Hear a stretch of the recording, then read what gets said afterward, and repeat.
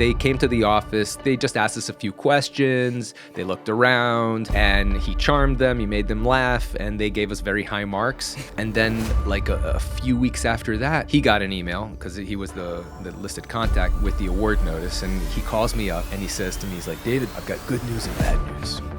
And I say, well, what's the bad news? And he says, our first task order is only $600K. I'm like, we won the contract? And he's like, yeah, I'm picking you up. We're going to celebrate. And he picks me up. We go to this like Italian restaurant, and he's like ordering champagne, and he's like, he has this like little plastic bullet in his pocket filled with, he's like snorting under like the napkin, you know, like pretending to blow his nose in the restaurant. And he like passes it under the table. I'm like, nah, no thanks. He's like, you're doing it, this is a special moment. We're doing something. You're doing it. Just do that right. It's like, you know. So yeah, and he like gives me this whole speech. He's like, David, this is a very big moment for us. You know, those fat cats in their boardrooms worrying about their stock prices at General Dynamics, they're not gonna know what's gonna hit them right now. They're gonna be so pissed. You know, I'm telling you, AUI, we're gonna be a multi-billion-dollar company. We're gonna be flying around in private jets. You know, you and me, buddy. You gotta stick with me. We're gonna ride this out. You're like, sir, you know, can I get paid? Yeah. Yeah, exactly. Well, now that we won this big contract, we needed every penny we could get. What's up, guys? If you're not subscribed, please subscribe. Also, please smash that like button on the video and enjoy the show. All right, be honest with me, David. How good was being an arms dealer? There were good times and there were bad times. Did you feel like a badass? That's the honest answer. At parties, I definitely felt like a badass. Yeah. You know, when girls would ask, "Hey, what you do?" You know, I'm an international arms dealer. They'll be like, "No," they didn't believe it. They didn't believe it. Yeah. But you know, then you pull out some pictures of you holding a machine gun, and they believe it again. It's crazy because it happened so fast too. This wasn't like some 10, 15-year odyssey, but you went.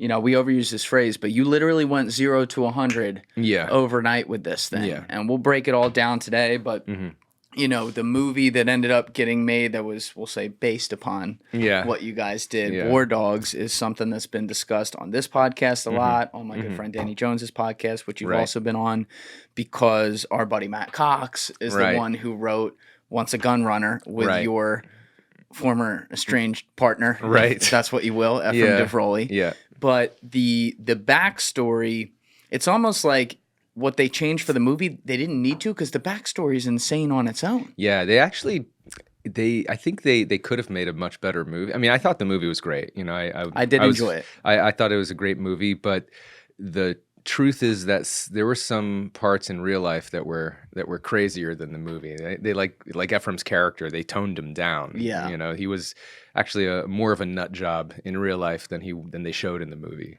Yeah, because did he really laugh like that? He didn't laugh. Yeah, the thing. Yeah, no, he didn't laugh like that. He laughed more like ho ho ho, like he was like more of like a you know.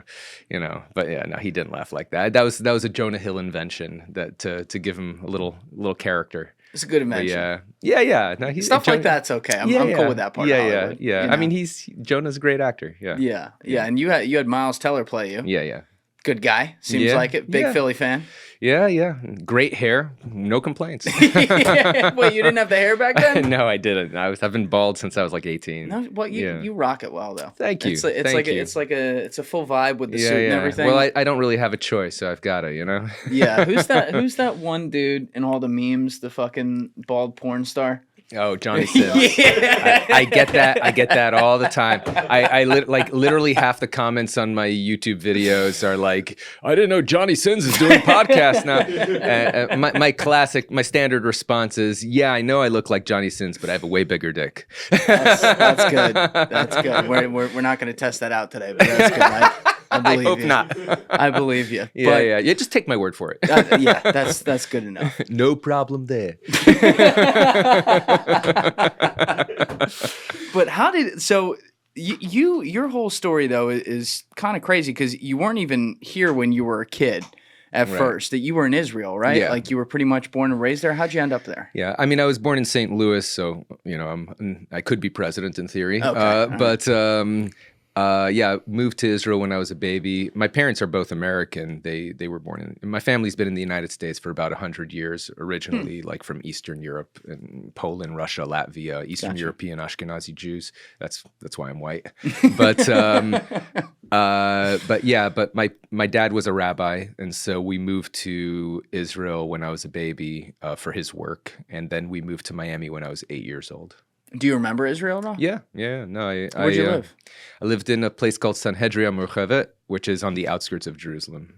Okay. All right. And so your dad was pretty much just doing rabbi duties. Yeah, he was doing rabbi stuff, yeah. And then why did he come back to Miami? Well, so the organization, he worked for like a Jewish educational organization, and they had branches all over the world. So it's like an international organization, and their headquarters is in Jerusalem. And so he came to Miami to take care of the Miami branch, and he also was having he didn't have a good cultural fit with Israel. My dad grew up in Portland, Oregon, so he's like different. Very kind of like chill, very polite, that kind of like culture, and Israel's very like aggressive and not polite, and he didn't like that. He didn't get along well with the other Israelis. And also for some reason he had like really bad allergies in Israel and Miami. Really? Yeah. And Miami, he didn't have bad allergies, so he was. He still lived there for a good 8 years. When we moved back, so. And he had lived there before I was born as well, so he managed to put up with it. But I guess as he got older, he just got tired of it. Did you have siblings too, or? Yeah, I have 8 siblings. 8? Yeah. Oh wow, that's a crowd. What are you? Young, old? I am number 3 from the top. Okay. So. Yeah. So what was that like? Did you have? So you still had? I guess you had a couple older siblings. Did you aspire to do anything with them, or some of the ones below you aspire to do stuff with you, or did you all kind of go your own way? Well, my older siblings both remained religious. My dad is an Orthodox Jewish rabbi, so so that's why the large family. Right. Actually, in Orthodox circles, it's somewhat of an average family size. Yeah, you're right at home in Brooklyn right now. Yeah, exactly. Walk outside. Yeah, go like this. Exactly. You're good. Yeah. I actually have 2 uncles who live in New York, and I think one of them has 10 kids and the other has 11. So God bless them. Yeah. Making the world a bigger place. Yeah, definitely a more crowded place. So the older siblings stayed with that. So they stayed with the religion, and so I never did anything like business-wise with them. But of my younger siblings, 4 of my brothers work in my company now. So, oh wow, that's so cool. So it's a real family business. Yeah, you have a few things. We'll get to that. Like you're a successful guy now, which thank is you. really cool. Like after all the stuff you went through and all this. But did you, as a kid, obviously you didn't go in the direction of religion, or are you agnostic, or what was your relationship with it there? These days, I would consider myself to be a proud atheist. Okay. Yeah. So very different from the family. Yeah. It was quite the drama. Yeah. Wait, how so? I was the first one to go off the path, as they call it, right? And they realized that. Or they thought, whether they were correct, that I might be a bad influence on my younger siblings. And so they really tried to keep me in the fold very, very hard. And it was, they fought my freedom for a long time. At what age?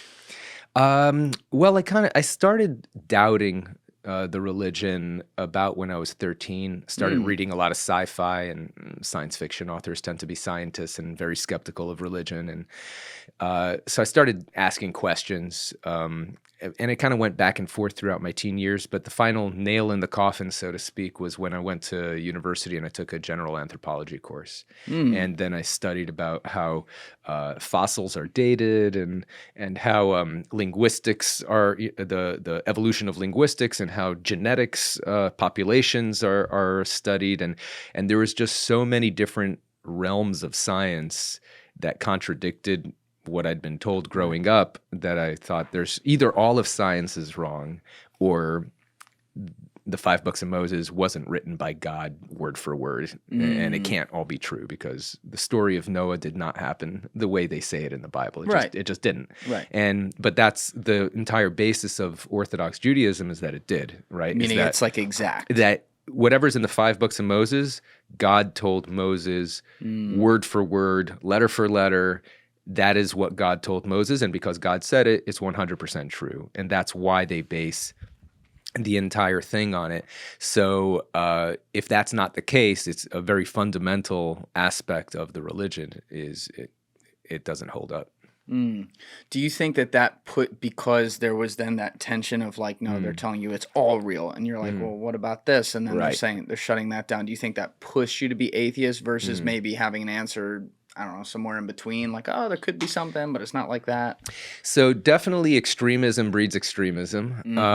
And I know lots of Jewish people who grew up in more liberal households as far as the religion goes, and they're much more Jewishly oriented than I am, because they didn't have all those unpleasant experiences and extremist ideology, in my opinion, extremist ideology that kind of forced them into it. So because Orthodox Judaism is so intense, and they try to fight to keep you in that culture so hard, if you're going to leave, you have to go all the way out. You can't like stay half. You know, you can't just be a little bit. These days, they're trying to kind of adapt with the times, and there's certain circles within the community that they're trying to be a little bit more chill. And I think that's probably working a little bit better for them. But definitely when I was growing up, it's like all or nothing. You know, you're either going to synagogue 3 times a day and keeping kosher and, you know, doing the whole thing, or you're gonna, you know, you're gonna end up in hell. So it's a lot. You know, that's a lot of pressure, especially like you talked about it starting to waver at 13. You know, you're a young kid. You're trying to learn the world. That's a lot of pressure to put on a young kid. Like, this is how you're gonna live your life because this is just the way it is. That's how it says it. You know. Yeah. In particular, when they tell you that, you know, masturbation is one of the worst things you can do, and you're a 13-year-old boy. Yeah, exactly. I mean, it's like, you know, you can't tell a 13-year-old boy he can't masturbate. He's definitely going to be looking for alternatives.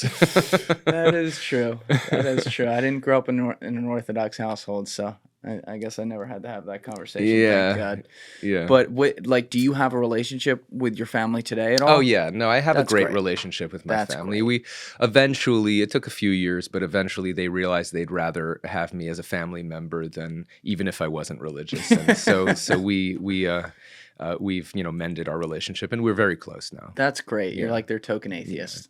Yeah. Well, so out of the 9 children that my parents had, 6 of them became non-religious, including me. So yeah. Look at that. So I was the first. So I led the rest out to freedom. What was that line though? Extremism breeds extremism. Exactly. Of like a psychological standpoint. Exactly. I think I'm going to use that. That's good. Yeah. No. Absolutely.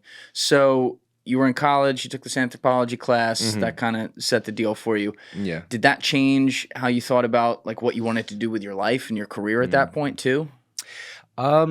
At the time, I wasn't really sure what I wanted to do. I was studying chemistry because I'd always been good at math and science, and everyone said, oh, if you do get a scientific degree, then you have a pretty good job prospects. So I didn't really have a solid idea of what I was going to do with it. But my dream was always to be a rock star because I'd been like a musician since I started playing guitar when I was like 15.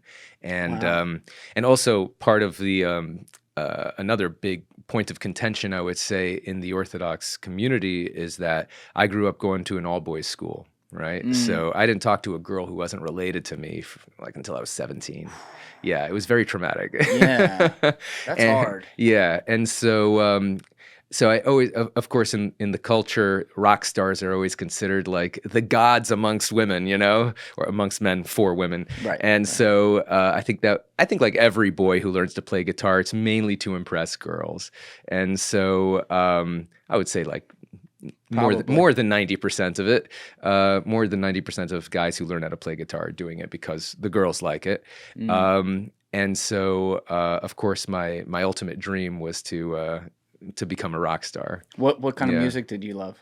So I grew up playing grunge era You know, like rock. Kurt Cobain, that kind of stuff. Actually, so Smells Like Teen Spirit inspired me to play a guitar. Yeah. Good song to do that. Yeah. That like opening guitar riff is just like, as a 15-year-old kid, I was like, that's so rock and roll. Yeah, such a that whole era was such a bridge era too, in a way, because it was an awkward time. It's like where rock wasn't going to be the thing, but then boom, Nirvana hits, but they have this new style. Right. They don't give a fuck about anything. Right. Very, very cool stuff. Before my time, but like the music is timeless in so many ways. Yeah. So you were doing it to impress girls, but you still play guitar today? I still play guitar, yeah. Still doing it to impress girls. You're a rock star for your kids, right? For my kids? Yeah, your kids got to think Dad's a rock star playing the guitar. It's I have one kid, but I have a daughter. She's 17 now, and she doesn't think I'm that good. Yeah. All right, so you get out of college, and this part, I think, in the movie they had correct. You became like a massage therapist. Yeah. What made you want to do that? So again, hot women in Miami. Again, the girls, man. So I actually first got inspired to be a massage therapist when I was in Israel. So after I graduated high school, my parents sent me to Israel for 2 years because they wanted me to study Judaism. They wanted to like get me back on the path. Don't be an atheist. Yeah, exactly. Pretty much, because they saw I was like wavering, and they're like, "Oh, we gotta save him," And so they sent me to Israel to study, and I had a bunch of my friends were going, so I thought it would be a good time. And so I spent the first year pretty much partying, had a great time. Second year, I actually studied the religion and got really into it. And then, of course, I realized it was not it didn't hold up to scientific scrutiny when I got to college. But while I was in Israel, I went to a music festival, and I was with a group of friends, and there was this really beautiful blonde girl that I was really into, and of course, I had zero skills with women. So you're what, like 1 year into talking to women? Yeah, exactly. Yeah, pretty much. Yeah, and we went to this music festival, and they had the local massage school had set up this big tent, and they were giving out like free massages to the festival goers for like 10-minute massages. And everyone got a massage, and it was the first professional massage I'd ever gotten, and it was amazing. And she also got one. And afterwards, like we were walking away, and she goes, "Oh man, that was so amazing. Any guy I'm with has to learn how to give good massages." And I thought to myself, I am gonna learn how to give good massages. And so when I got to college, and I realized I needed to get a job because I had to support myself.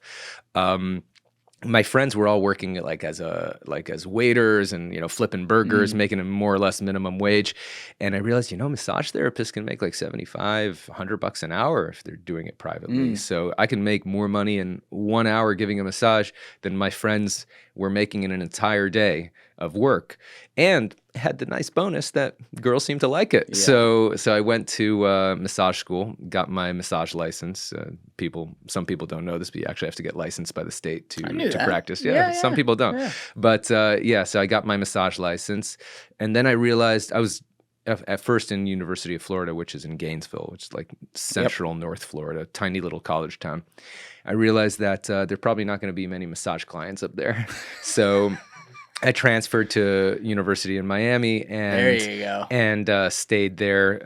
So I could do the massage thing while I was going to university.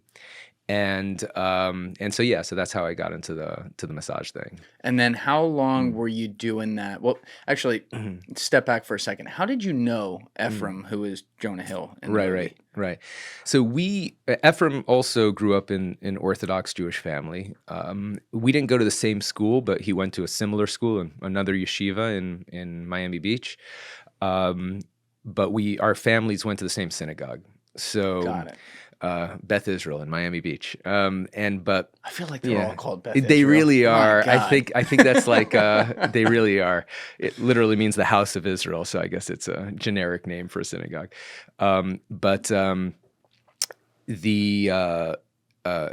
The kids in the synagogue, myself and Efraim included, most of us didn't really like to pray because praying is boring. Right. I mean, it's not like Christian style prayer where you close your eyes and you just talk to God in your head. You have to like read the book out loud, and you have to read, like you read this part and you stand up for that part, you bow down for that part, and then the leader of the prayer says this and you say that, and it's a whole like big ritual, and it's the same thing every day, except for the Sabbath, in which case it's longer, right? But you have to go to synagogue 3 times a day, and every day. Every day. Guys, if you're still watching this video and you haven't yet hit that subscribe button, please take 2 seconds and go hit it right now. Thank you. Every day. 3 times a day. Usually they combine the second and third into one because you're supposed to have prayers like morning, like afternoon and night. So they usually they combine the second 2 like right before and after sunset, because that's like the dividing line of like afternoon and night. So yeah. Jewish people are so successful though. How do they have time? My God, 3 times a day, every day, just like that? They cut out all the fun parts of their lives. I guess so.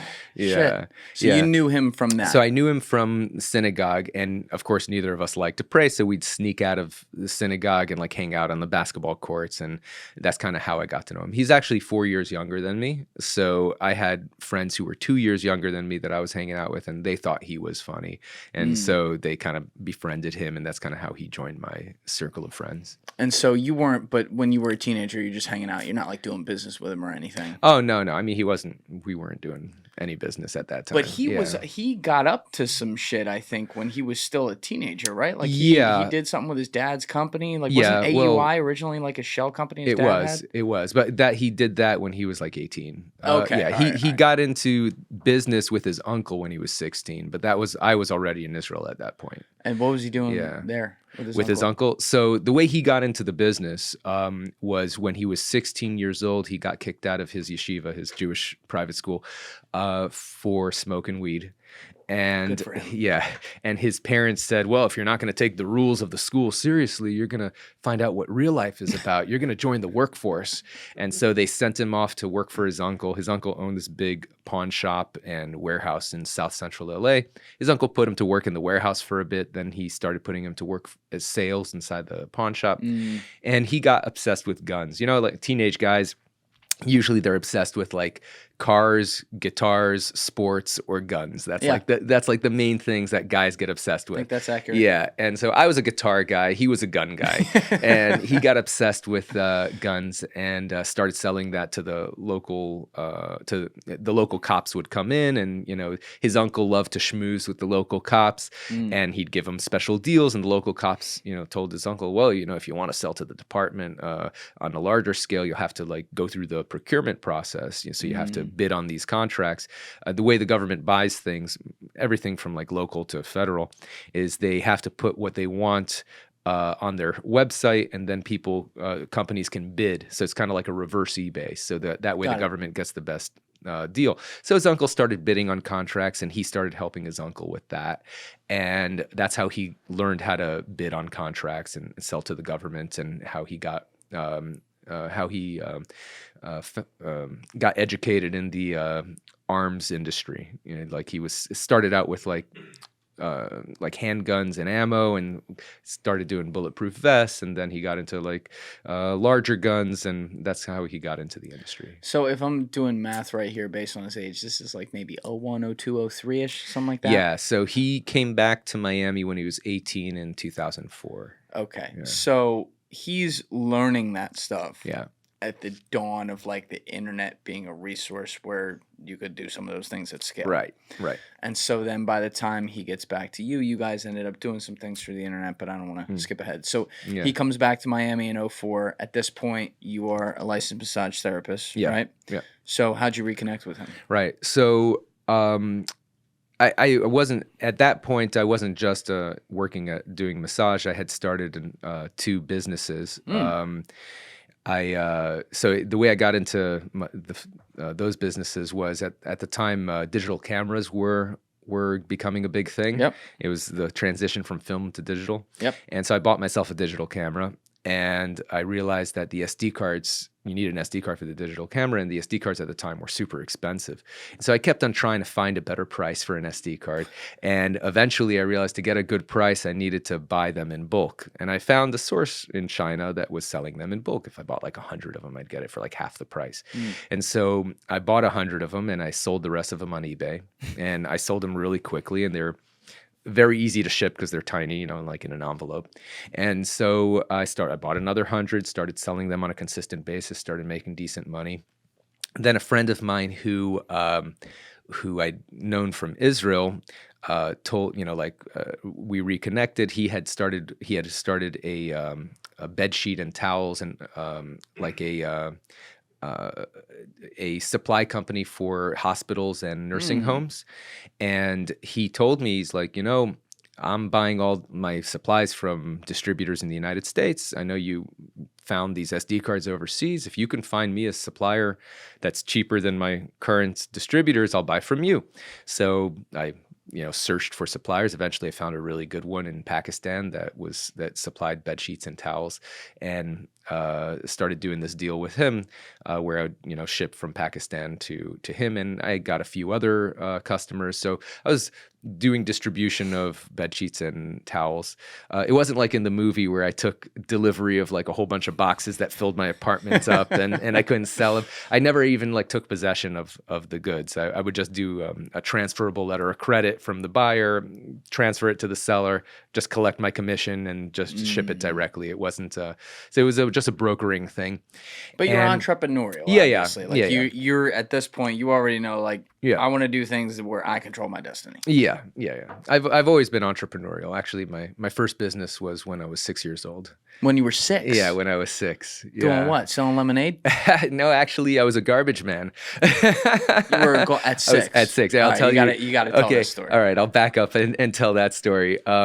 So when I was 6 years old, This is in Israel. In Israel. We were living in Israel, and we lived in this old apartment building that didn't have an elevator and it didn't have a garbage chute. So you'd have to take your trash down the stairs to the lobby and go out to the big dumpster on the corner and throw the trash in the dumpster. And my mom asked my older sisters, like a year and a half older than me, and me to take out the trash. And we were busy playing Legos, and we're like, oh, we don't want to take the trash. We're playing Legos. And she's like, take the trash out. And we're like, no, we don't want to do it. And so our dad heard the commotion, and he came by, and he's like, hey guys, you guys are looking at this all wrong. You think that this is a big chore and a big hassle, but really this is a big opportunity for you. And we're like, what are you talking about? And he says, well, think about it. All of our neighbors, they don't want to take the trash out either, right? So why don't you go to all the neighbors and, offer them a service? You'll take their trash out. People don't take the trash out every day. So every other day you take their trash out and, charge them, I don't know, maybe a shekel a week, which is about a quarter. Whoa. And we're like, oh, that's a great idea. And he's like, yeah. Now why don't you practice and take your mother's trash out? And so you started taking the neighbors. So we went to all the neighbors. We signed up 8 different neighbors, and after about a week, we told our dad, this is way too much work, because we used our mother's she had this wire cart with wheels that we put the trash in, and you have to go ka-chunk, ka-chunk, ka-chunk down the stairs, and because we couldn't drag it, we were small, and we told our dad, this is way too much work, and he says, well, we said we don't want to do this anymore, and he says, well, what if you were making twice as much money? Would you want to do it then? And we're like, well, twice as much money. Maybe that's worth it, twice as much. But he's like, well, then just raise the price, and we told him we can't raise the price. Literally a week ago, we said it's 1 shekel a week. Son, here's a baseball bat. Yeah. You'll raise it. Yeah, and he's like, well, but if you don't raise the price, you're going to quit. So why don't you give them the opportunity to pay the price that you're willing to do it for? And we're like, okay, fine. So we go to all the neighbors, and they all said, yeah, it's like 50 cents a week. They're like, sure, no problem. And except for one neighbor who quit. And from then on, we saw their daughter take out the trash, which we'd never seen before. Tough. So, yeah, she didn't complain. She was a good kid, but I don't think she even realized that it was our fault. But I think they realized, why are we paying the neighbors' kids when we've got a perfectly healthy kid of our own to take the trash out? And we had one neighbor who he complained. He's like, you can't just double the price. This is crazy. Maybe this week you put up 5 cents. Next week you put up 10 cents. Double. This is crazy. And we're like, yeah, thank you. I work on my Israeli accent. Yeah. And we're like, but we stuck to our guns. We're like, this is it. We're 2 shekels a week or nothing. And he's like, fine. Okay. And he very grudgingly gave us the 50 cents per week, but we stuck with it. How long did this last? So after about like a month, my sister told me, she's like, I don't care about this, like this is too much work. And I thought to myself, man, I'm gonna make double again because now I get all the money. So I kept on going. Built up a nice bunch of shekels. I kept it all in like a big Ziploc bag, and every day the ice cream truck would come around with its little ice cream song, and I would think to myself, I've got money. I could buy myself an ice cream. And so, I pretty much started eating ice cream every day, there you go. which was great. To the point where one of my aunts came to visit from the United States, and she looked at me. She's like, well, you've been gaining a little bit of weight. So, trash business. Yeah, exactly. It's and so then on my 7th birthday, my dad bought me a birthday present. It was this like styrofoam airplane that had this propeller that with like a rubber band connected. You could wind up the propeller so it would spin and throw the airplane. And my older brother, who's 3 years older than me, he wanted to play with the airplane. And I told him, you could play with the airplane, but if you break it, you're responsible for it. You have to pay me back. And he said, I agree with that. I'll be responsible for it. And my dad was right there and said, our dad's the witness. First throw, he breaks into pieces. And of course, he had no way to pay me back. So my dad suggested that he take over my trash business so he could earn the money to pay me back. And it took him like a good month and a half to. But then you're not getting paid. Well, he gave me the money, and I had the option to buy a new airplane. Okay. I decided to spend it on ice cream instead. There you go.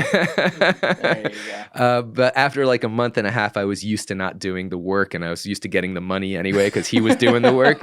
And so when he paid his debt in full, and he didn't want to continue doing it, I just decided I had already had a whole bunch of money saved up, so I was like, I don't want to get back into this. I'm retiring. From exactly, the trash I business. Retired, and that money that ice cream money lasted me for like a good maybe 5-6 months of ice creams. So, but that's young, man. Yeah. 6-7 years old doing that. So then fast forward, you're doing it again. Yeah. With these businesses out of college. Right. So I was doing the SD card business and the bed sheets and towels business. And that's when I was doing that for about a year. And that's when I bumped into Efraim. We met at a mutual friend's house, a guy named Alex in Miami Beach. I'd known Alex since 3rd grade. We went to school together. Is that your Coke dealer? No. Alex ended up. There's a little pause right there. There's a little pause. Yeah. I've never actually been into Coke. Miami's big on Coke, but Efraim loved Coke. He would do. I have no doubt. Yeah, he was doing Coke all day. He would insist I would do Coke with him sometimes, but I just don't like it because I don't like the thing that does to the back of the throat and it burns your nose. And good for you. I don't know. It's just not something I like. But I feel fortunate not to like it. Yeah, it looks like an expensive habit. It's a very expensive habit. Looks pretty fucking awesome, too. Yeah. Well, it's not particularly healthy either. Not good for you. Yeah. Even worse than ice cream. But you bump into him at Alex's house. Yeah, so we bump into him at Alex's house. Alex actually ends up getting involved in the story later on. But so we was smoking weed at Alex's house, and Efraim asks me, hey, what are you doing these days? And I told him about the bedsheet business, about the SD card business. He's like, oh, that's really cool. That's really cool. That's actually a lot of the stuff you're doing is very similar. A lot of the skill set is very similar to what I'm doing with government contracting. Finding suppliers overseas, arranging logistics, arranging the financing, et cetera, et cetera. And he's like, but I bet I'm making way more money than you. So why don't you come work with me? I need a smart guy, motivated guy, a guy I can trust. I'm looking for a partner. So why don't you get into my business and we can work together? And I ask him, well, how much money have you made? And he says to me, well, I'm going to tell you, but not because I'm bragging, okay? Because I just want to inspire you. And he opens up his laptop and he goes into his Bank of America account. And he shows me his account, and he has $1.8 million That's pretty in good. the bank. And he's 18 years old at this time. 04? Yeah, this is 04, 05. He's 18 years old at this time, and he had been doing business on his own for 1 year. That'll do. So he made almost $2 million in 1 year on his own. And that blew my mind. You know, I was like, holy crap. I mean, at that time, I wasn't doing so badly. Like I had saved up about like 100 grand, you know, which for a 22-year-old is pretty good, legitimately. That's important. It's important. So I thought I was hot shit. I was like, you know, so I had way more money than all my friends. But then he's like, oh yeah, I've got like $1.8 million, and he's 4 years younger than me. And I'm like, whoa, holy crap. Like he knows something I don't, you know? So this is like right out of reverse character role here, like the scene in Wolf of Wall Street, but Jonah Hill's on the other side of it. Right. Where he's like, you show me a check for $75,000, I'll quit my job right fucking now. And he's like, here you go. Yeah, pretty much. Yeah, pretty much. And so I told him, I'm like, I'm in, you know, let's do this. And did you know like the extent of it? Like what? Like he was saying government contracts in this conversation, but was he saying like I'm buying bullets and AKs and shit? I knew he was dealing with like guns and ammunition, but but he was also dealing with other things. He wasn't just doing weapons and ammunition. He was selling. The government buys everything, right? And biggest organization on earth. Exactly.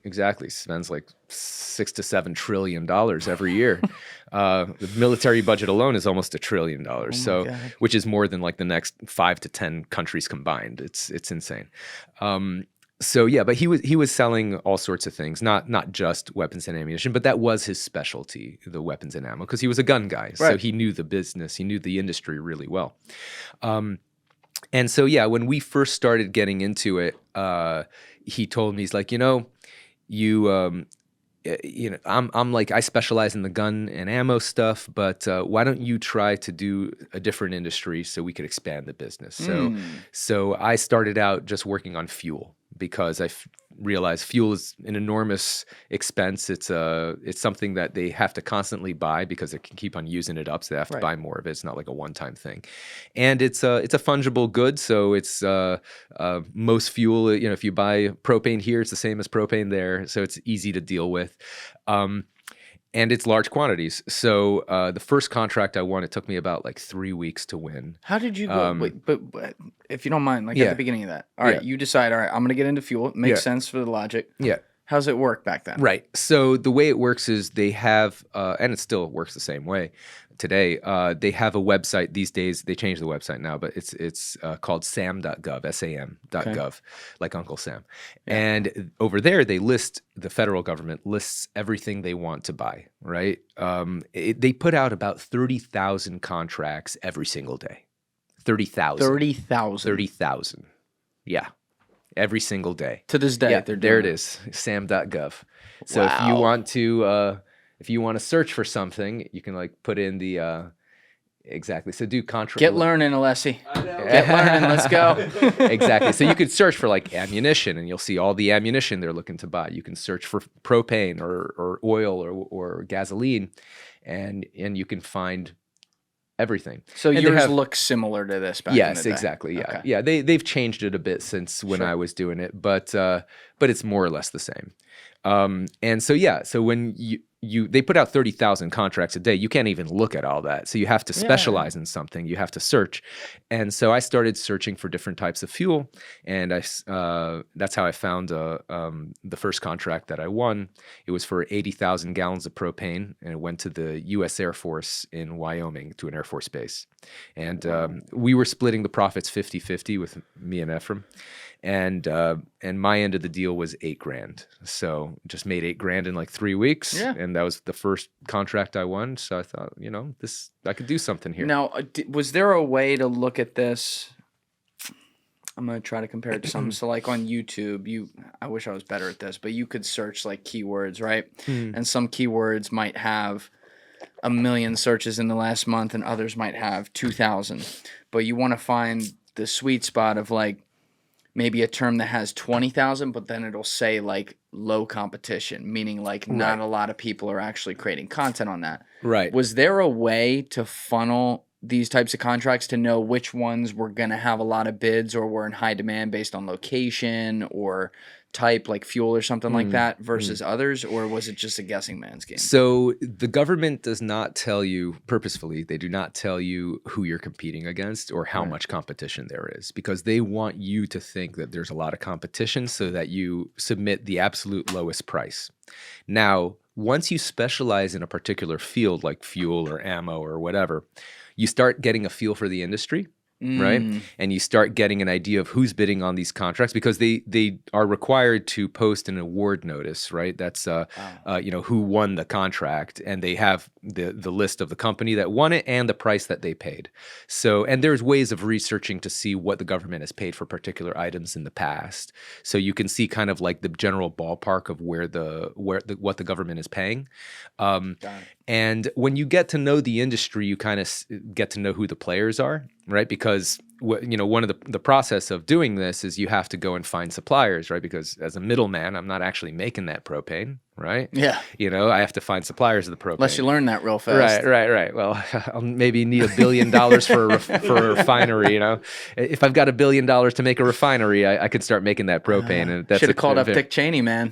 He knew all the people back then. He really did, and he knew how to work the government contracting system too. Yes, he did. So he was the right man in the right position to benefit from that situation.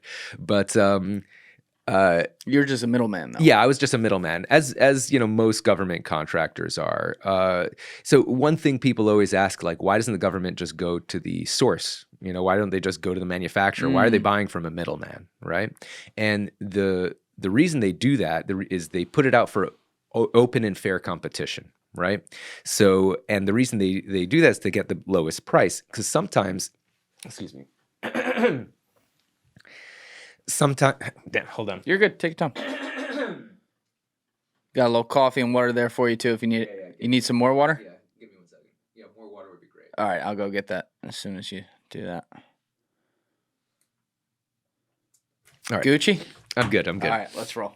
So, when they put it out for open competition, sometimes the manufacturer doesn't actually have the best price, right? And the reason for that is because, like, let's say clothing, for example. Government buys everything, right? Let's say they want to buy, a bunch of clothes. It's often the case that there'll be a whole bunch of clothing that is maybe slightly out of fashion, or it's like last season's collection or something. Or the retailers can't move it, so they sell it to wholesalers or to liquidators. Right. And they sell it at rock bottom prices. Now, those liquidators can bid an even lower price than the original manufacturer can bid, because they managed to buy this from like a desperate seller, so to speak, who were just happy to make any money back on it by liquidating it. Who doesn't necessarily have the connections to know where to... Right. And there's also a lot of companies, a lot of private companies, even big ones, they don't even want to deal with the hassle of selling to the government. So the government has a lot of paperwork that they require. They have a lot of rules about various, how you submit the bid and what things qualified. It's separate depending on what they're looking to buy. Like, for example, clothing, they sometimes have rules that a certain percentage of the cotton in the clothing needs to be grown in the United States. For particular products, a certain percentage of the assembly or the components need to be made in the U.S. Transportation rules. So you take the onus as the middleman. Exactly. And the big private companies or public companies, they don't necessarily want to spend the time to deal with all that paperwork. So there's that opportunity for a middleman to do that kind of work, which another company would not be willing to do. Another situation would be, oftentimes the government doesn't want to have like a separate contract for each item. So they'll be like, here's 10 different items we want to buy. And there isn't a single company that makes those 10 items. Right? So the only people who could deliver on that contract are middlemen. So you need to go and find the manufacturers, the suppliers of those 10 items and figure out who's the best person to buy from as a combination of the sale price and the transportation cost, depending on where those items are located and where it needs to get to. And you build your spreadsheet and figure out what's the best deal and what's the best situation. And then you offer that to the government with your markup. And that way the government gets the best possible price for what they're looking to buy. We're living in this world now where so many people are talking about cutting out the middlemen for things. Right. And yeah, there are a lot of things where you don't really need it anymore. anymore, or Right. we're going to see we don't need it. But when people, I think, tend to get ahead of themselves and say like, oh, we're not going to have any middlemen for anything in a decade. I'm like, I don't think so, because what you're talking about, I'm going to invent a not good way to put this, but you're talking about like a complication mode. Yes. Right? So if people have to spend all their time making something all day and worrying about being good at that, and then there's this other thing that has high stakes in this case because you're dealing with the government. If they don't like you, they'll fuck you. Right? Right. Someone in the middle says, oh, all those steps we got to go through, we're going to take care of that. Why wouldn't you? And the government's happy because that's all this person does. Yeah. It's like having a specialist for things. And like they're not going away for stuff like that. Yeah, exactly. Everyone does the things that they're good at, and they like to concentrate the things that they're good at, and that's the best value for everybody. You know, manufacturer is good at manufacturing. They concentrate on that. Logistics person is good at logistics. They can concentrate on that. Now, different organizations may try to vertically integrate, and they'll be like, oh, we'll get a government contracting department, and they'll hire someone who specializes on that. But that requires investment. It requires time. So oftentimes they're totally fine with, you know what? You know, the companies will give all the middlemen who ask them for prices. They know that they're bidding on the government contracts. They don't want to deal with it, so they're happy to let the middlemen do that part. How long do you think it took before you were in that zone with the fuel stuff where you're like, okay, I know the players, I know the game. I feel like even if it's smaller contracts, I can pick off these contracts pretty good. Was it like 3 months, 6 months? So I never got to that point with the fuel. Because eventually Efraim got me working on his weapons and ammo stuff, and he was doing really well with that. So it wasn't actually that long before we started working on the big Afghan contract that we got famous for, or infamous for, as the case may be. Famous is all right. Yeah, it works now. Yeah, I guess so. But so I didn't. That was actually the only fuel contract that I delivered on. Oh shit! Yeah, so then, he brought you in to diversify, but then was like, but then he was like, and then he was like, I need you to work on these other contracts, bigger money. Exactly, and it was like already ready to go. So the way I got into the arms side of the business was after I was done with the fuel contract. He told me, he's like, hey, I just won this contract for rare gun parts, right? And it was to the special forces, because special forces they need to train in all these like historical weapon systems, because sometimes they go to like weird places in the world that have like really old weapons lying around, and they need to use the weapons that are available in the field just in case something happens to the stuff they came in, or sometimes they sneak in and they can't bring stuff with them. So it was a pretty big contract that had like, I think it was like 150 different items, and they were all like rare components, and so very hard to source. But he knew the industry well enough that he knew that other people wouldn't want to bid on this because it was such a pain in the butt to deliver on. So he bid it at a pretty high price, so there was a really good margin. And but he didn't want to actually fulfill the contract himself, because calling up pretty much every gun dealer in America, seeing if they have that particular rare Luger from World War II is just a huge pain in the butt. So he told me, he's like, why don't you handle this contract for me? There's a lot of money in it. And so that's how I got into like the arms thing. And is this I just want to make sure I heard that right. This is the contract that became that Afghan No.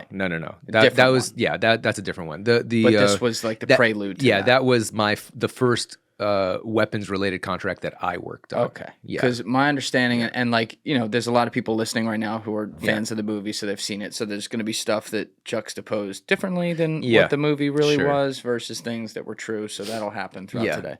But my understanding is that the deals you ended up getting involved with when it got to, I don't know, the big wars going on at the time, it was a good time to be in the weapons business, they had to do with the fact that the U.S. government, maybe like a little bit of shadiness, wanted to fund like the Afghan militias or whatever with their weaponry, and the weaponry that they wanted to do that with was old Cold War leftover weaponry, which was like sketchy and off the books, so they wanted contractors to take care of it. Is that fair? That is partially true. Okay.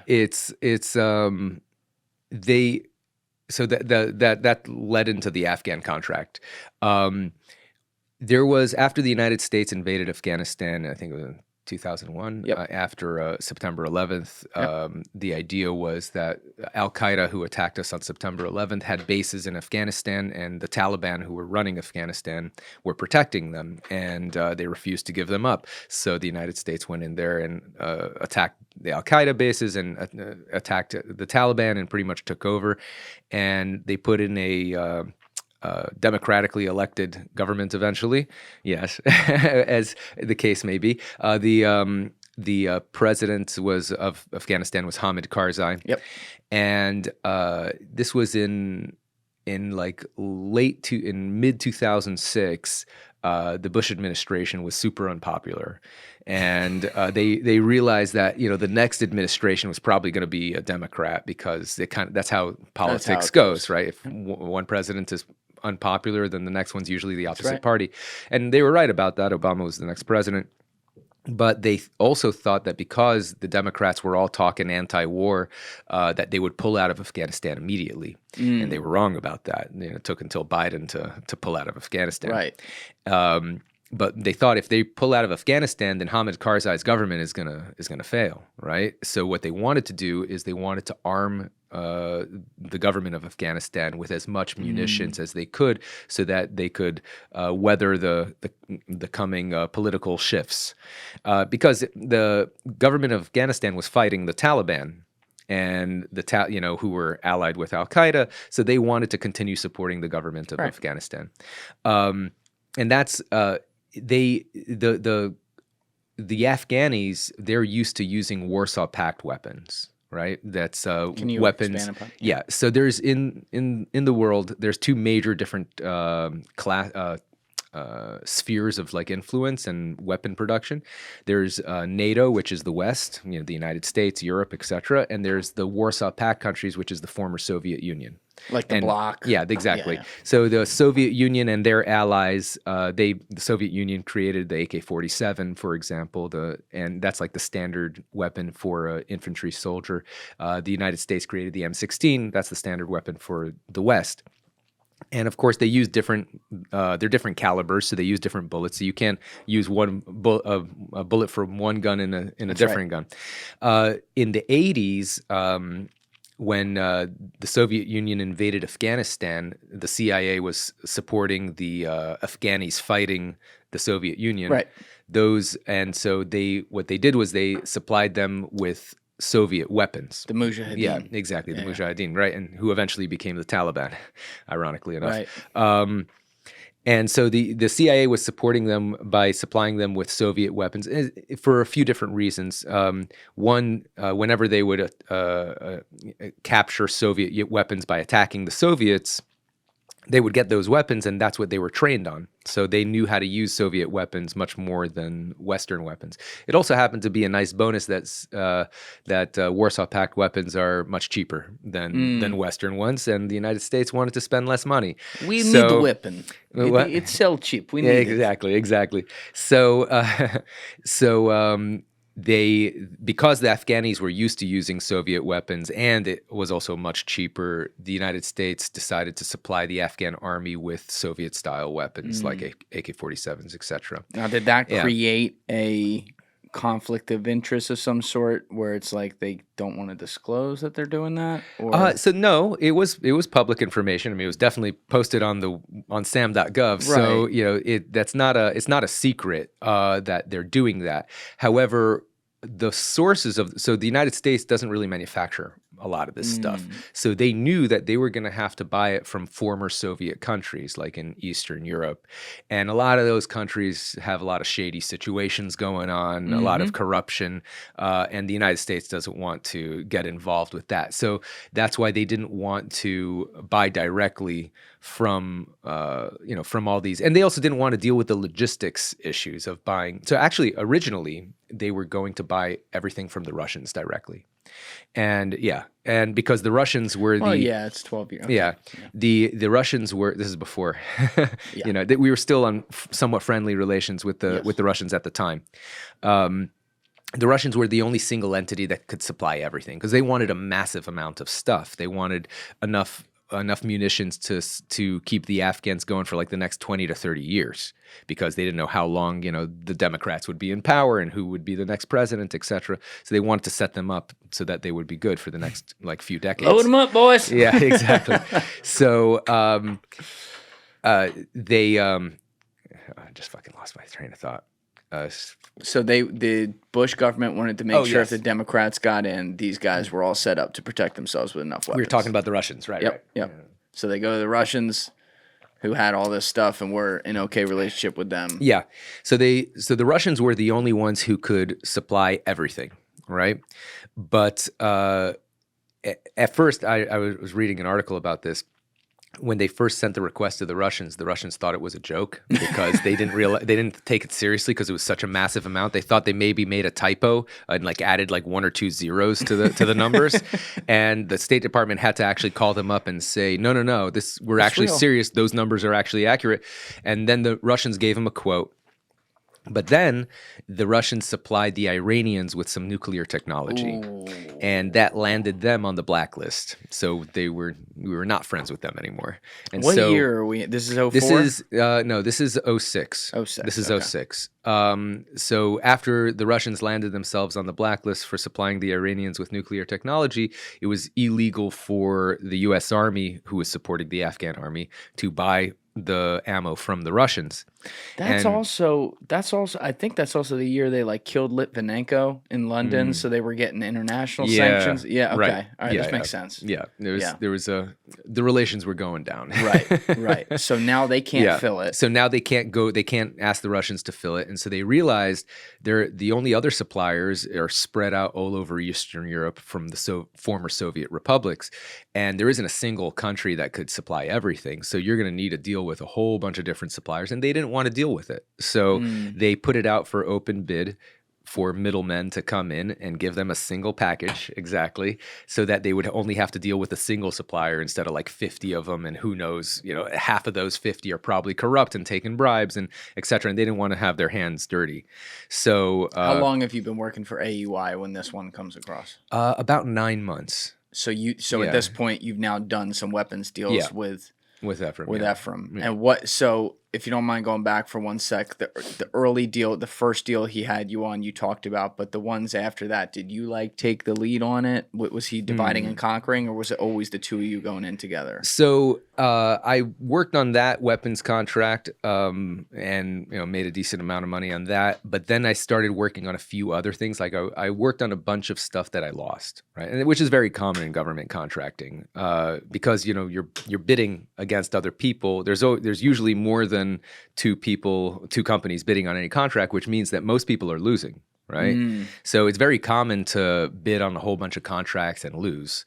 That's just part of the business.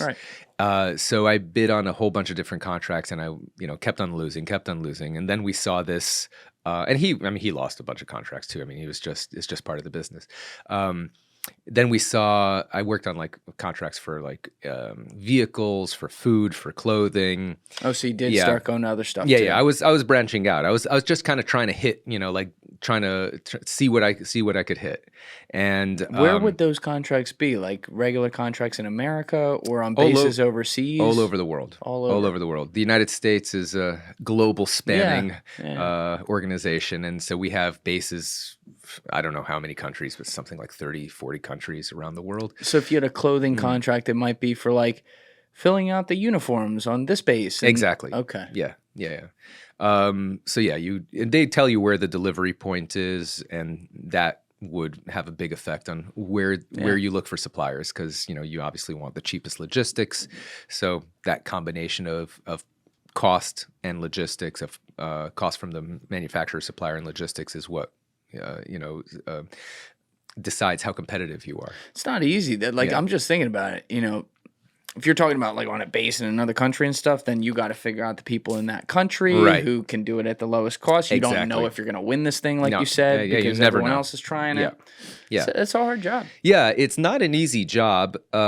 And it can be very discouraging at times because, you can do a lot of work and then you just lose. And then you do a lot of work again and you lose again, and you lose again, you lose again. And it's very common to lose like 5, 10 solicitations in a row. but then you hit one and you just made enough money that made all that losing worth it. So that's kind of how the business goes. But the good thing is that because the government spends so much money, there's never ending opportunities. So, and once you get like a niche and you kind of know the industry, like Efraim knew the arms industry, your rate of winning goes much higher because then you already know and the rate of work you have to do on it goes lower because you already know all the suppliers, you know the details of like the logistics of, what logistics companies will deal with this particular item at the most reasonable price, what are the potential pitfalls, what do you need to like prepare, so you know all the details, and then so the more you specialize in a particular field, the less work it becomes and the more likely you are to win. Hey guys, if you have a second, please be sure to share this episode around on social media and with your friends, whether it's Reddit, Instagram, Facebook, Twitter, doesn't matter. It's all a huge help. It gets new eyeballs on the show, and it allows us to grow and survive. So thank you to all of you who have already been doing that, and thank you to all of you who are going to do so now. Right. But when you're just starting out and you don't know what to go for, you can just kind of throw everything at the wall and see what sticks. And that's kind of the mode I was in at that time. So I was going for all sorts of different types of contracts and losing a lot.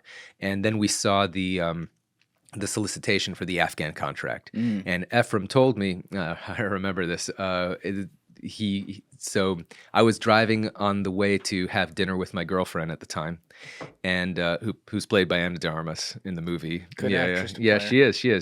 My girlfriend didn't look anything like her. You're supposed to say yes. Yeah, no, I'm sorry to disappoint you, but I mean, she was very beautiful, but she actually looked a lot more like Halle Berry than Ana de Armas. I mean, Halle Berry is one of the hottest women I've ever seen in my life. So no, she was very beautiful. Okay. Prime. Well, I always said Halle Berry, but prime Halle Berry that might have been the most beautiful woman I've ever seen. Oh my god! I don't disagree. All right, so you're on your way to dinner. So I'm with on Halle my Berry. way. Yeah, I'm on my way to dinner with Halle Berry, and Efraim calls me up and he's like, David, you got to get to the office right now. And I'm like, what are you talking about? He's like, I just saw this solicitation. It's huge. It's huge. We got to work on this. We got to get to the office right now. There's an emergency. It's an emergency. We got to. And I'm like, dude, I'm like about to have like dinner with my girl. He's like, fuck that. Cancel dinner. Get to the office right now. You want to make some fucking money? And I'm like, when's the solicitation deadline? He's like, in a month and a half. And I'm like, so we can work on this tomorrow. Oh my and God. He's like, he didn't like that. Yeah, he's like, listen. Your girlfriend is gonna be sucking your dick when you're making millions of dollars. You gotta teach her what's important in life. You want to eat dinner. You want to make millions. And so I mean that's just kind of how he talked and like his general. I mean, so he was a very stressful person to work with because he's constantly yelling. Like he'd call me at 3 a.m, and start yelling about how it was some emergency. Everything was an emergency with him. Like he was never like nothing One of was those. ever exactly. Yeah. Like he was just like he's railing coke all day. Yeah. It's like just like that. Yeah. David! Pretty much. Yeah, that's it. You're not very far off, actually. The worst part is though, I know he changed it, but I keep picturing Jonah Hill, fat little guy running around and screaming, doing this, and I know that's not quite what it was. Which kind of ruins it. But Efraim was actually skinny at this time. I heard. Because he was doing so much coke, probably. But he did get much fatter later. But after the movie, during the time the movie portrays him, he was actually skinny. But when he was awaiting sentencing, he got really fat. Got it. Yeah, because he nothing else to do. Yeah, exactly. He was just spending a lot of money on food and drugs and prostitutes and all that because he was just living it up. The normal stuff. Yeah, I mean, he had millions of dollars and he knew he was going to go to prison, so he was living it up. But yeah, that's when he really gained a lot of weight. Yeah, so just to step back off this phone call for a second, we'll come back to that. But at this point, if it's been like 9 months working with him, something like that, you had reconnected with him at the beginning of this. You immediately go working with him. Yeah. 2 questions. Number 1, did you leave behind like the other businesses for the time being? No, I was still doing it. I was still doing so the SD card business eventually failed because the suppliers in China started making like counterfeit stuff and so that they so like it would say 4 gigabytes but it was really 1.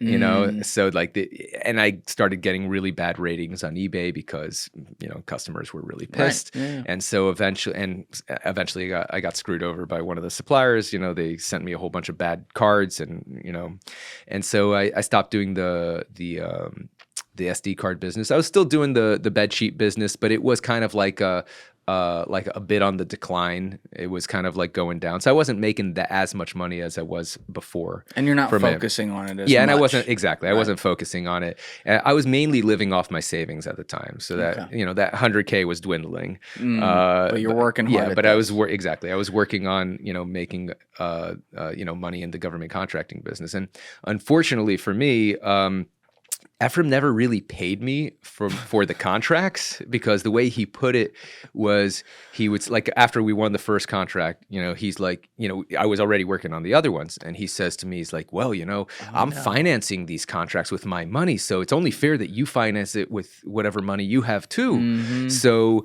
you know, instead of paying you on that contract, why don't we just roll it into the next contract? And, you know, so you could finance that. And it kept on rolling, and eventually he decided not to pay me at all. So I ended up making nothing from the whole thing. From the whole thing. Yeah. So, but in the 9 months, again, leading up to this phone call, while you guys are at least working together for no money, but you're working on your way to this stuff to think you're going to get a big payday. He's obviously a little crazy, but what's your relationship like? Are you in your head like, okay, this guy's fucking crazy, but I can make a lot of money, whatever, haha? Yeah. Or are you like actually friends with him, but he's also a little crazy?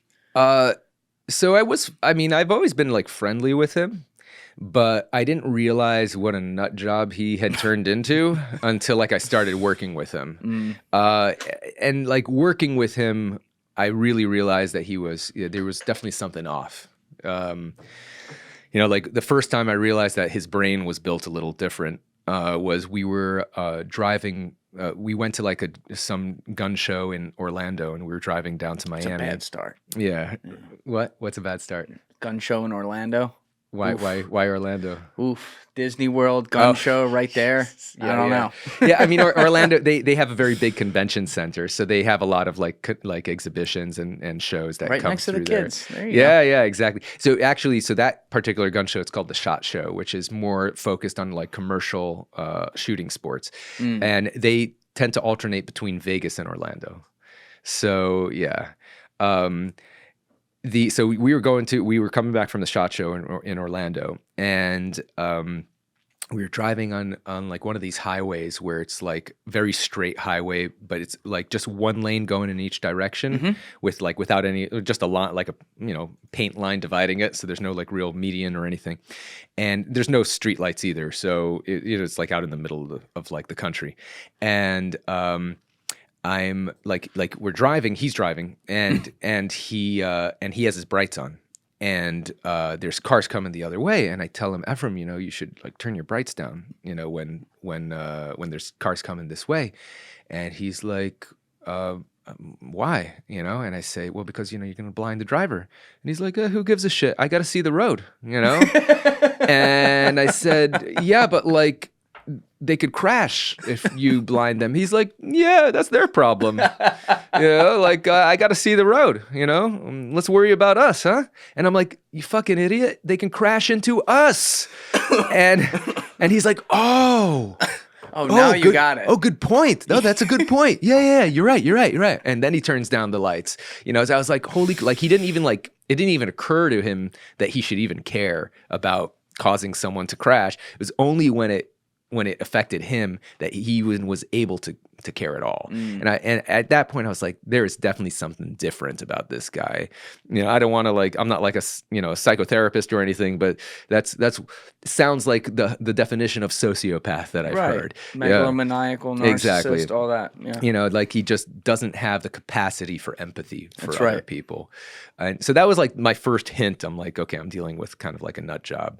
And then what really set off my alarm bells was while I was actually working on the fuel contract, he got a call from one of his contacts in the industry that they wanted to supply the King of Nepal the king of Nepal at the time had a bunch of pro-democracy protests that he was trying to put down, and he was looking to buy attack helicopters and riot gear and tear gas. And Efraim's like, let's fucking go. So he got super excited. He actually got super excited, and he's like, he got off the phone. He's like, I'm gonna put together a Save the King package. Yeah, and I like, he was super excited and, you know, like ready to go. And I told him, like, Efraim, that's kind of messed up, you know, like you're going to supply the king who's like, you know, trying to put down a pro-democracy protest. I'm like, are you sure that's legal, first of all? And if it is, I mean, even if it is legal, which I don't think it is, I don't think the State Department's going to approve you supplying the king. You know, I don't think that's really messed up. And he goes to me, he's like, bro, just work on your fuel contracts. You leave this stuff to me, okay? You know, and so I thought to myself, holy crap, this guy's literally willing to do anything. And that's a few months in. Yeah, that was like a month and a half in. All right. Yeah. Did you? I'm just curious because that's a good example. This is where, you know, we're talking about arms deals here. Right. You can kind of get lost in the fact that, oh, you're just selling product. You're not there. You don't see it. Yeah. But when you hear a visual example, at least, where you're not seeing it, but like he comes to you and says, a king of a country, so immediately you're thinking despot, right, has pro-democracy protesters, meaning like citizens who want freedom, right, coming in, and we're going to sell arms to the king so that he can shoot these people and kill them and stay the king. Is there a moral question that comes in? Like you just said, that sounds wrong. But then on an overall basis after that deal aside, is there a moral question to the entire industry that then comes into your head? Like, wait, there might be money in this, but this is some shady shit? Absolutely. I mean, I think that you always have to think about, you know, what affect your business and your actions in general in life have on the world, right? Mm-hmm. So, but I mean, I think that supplying the king with other things is also just as wrong. And yes, I mean, supplying him with heavy machine guns is obviously wrong, right? But his soldiers also, you know, need to eat, and they need to have uniforms, and they need to have all sorts of, you know, they need to have fuel, right? Without all those other things, his army can't operate either. So I don't see a very big difference of supplying weapons versus supplying, you know, fuel for the tank or fuel for the Jeep that the soldiers are riding around in, or food for the soldiers. So if you're supporting a despot, you're supporting them, right, you know, with guns or other stuff, it's still support. That's an even bigger point than I made. But so you're answering my question. It's even beyond the weapons for you. It's the absolutely. whole thing. People tend to focus on the weapons because it's the most visible aspect of the bad things that people are doing. But armies need everything. So if you're supplying a dictator with food, I think you're just as culpable as the arms dealer. I think there's an argument there. Yeah, for sure. Those soldiers aren't going to fire those weapons if they're hungry. But it didn't, even though because again, like obviously you do have empathy, so you are thinking about this. You're like, I don't know about that. Yeah. But you still stay in. Yeah. Is that really just like, hey, we can make a lot of money here. This is a little crazy. I'll just stay away from doing that kind of thing. So that's what I told myself. I told myself, this guy's messed up and he's doing things that I definitely don't agree with, but I'm not going to do that, right? I'm going to work on my fuel contracts. I'm only going to sell to the U.S. government, who I hope is doing the right thing, you know. And at that time, I mean, you know, there's a lot of complicated situations the government gets into. I definitely don't agree with everything the U.S. government does, but I think by and large, the United States is a force for good. I do believe that. I think it's better than. And I'm a little biased, but I think it's better than pretty much anything else around the world. But sometimes it's the best piece of shit on top of a steaming pile of shit. That is true. That is true. I mean, look, as bad as the U.S. can be sometimes, I think if China or Russia ran the world, it'd be a lot worse. I agree 100%. So yeah. I mean, that's not. And the good thing is that we have democracy, so we could vote people out if they do the wrong thing. And so I didn't feel bad about like supplying the United States. you know, I like this, particularly in Afghanistan, we were supplying the people fighting the Taliban. Right. Right. And the Taliban are, you know, Yes. not great guys. Right. That's so right. I didn't feel guilty about that at all. Like I was very happy to supply the people fighting the Taliban. Yeah. I don't think the thing that ended up like getting you in trouble here, I don't think that was, I think it was a decent cause. Yeah. You know, like that's not the issue. We'll Right. get into what ended up happening with all Right. the details, but that's not the issue at play here, that like you were funding Victor Boot or some shit like that. There was nothing like that going on.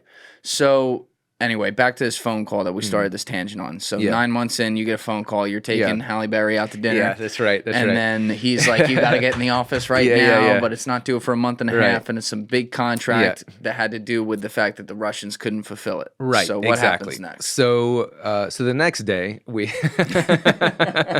we met up and he tells me, he's like, look, this contract is massive. It's like 20, 30 times bigger than anything I've ever won. So I'm going to need your help for this. I already have 5 solid suppliers in the arms business, and I'll get quotes from them.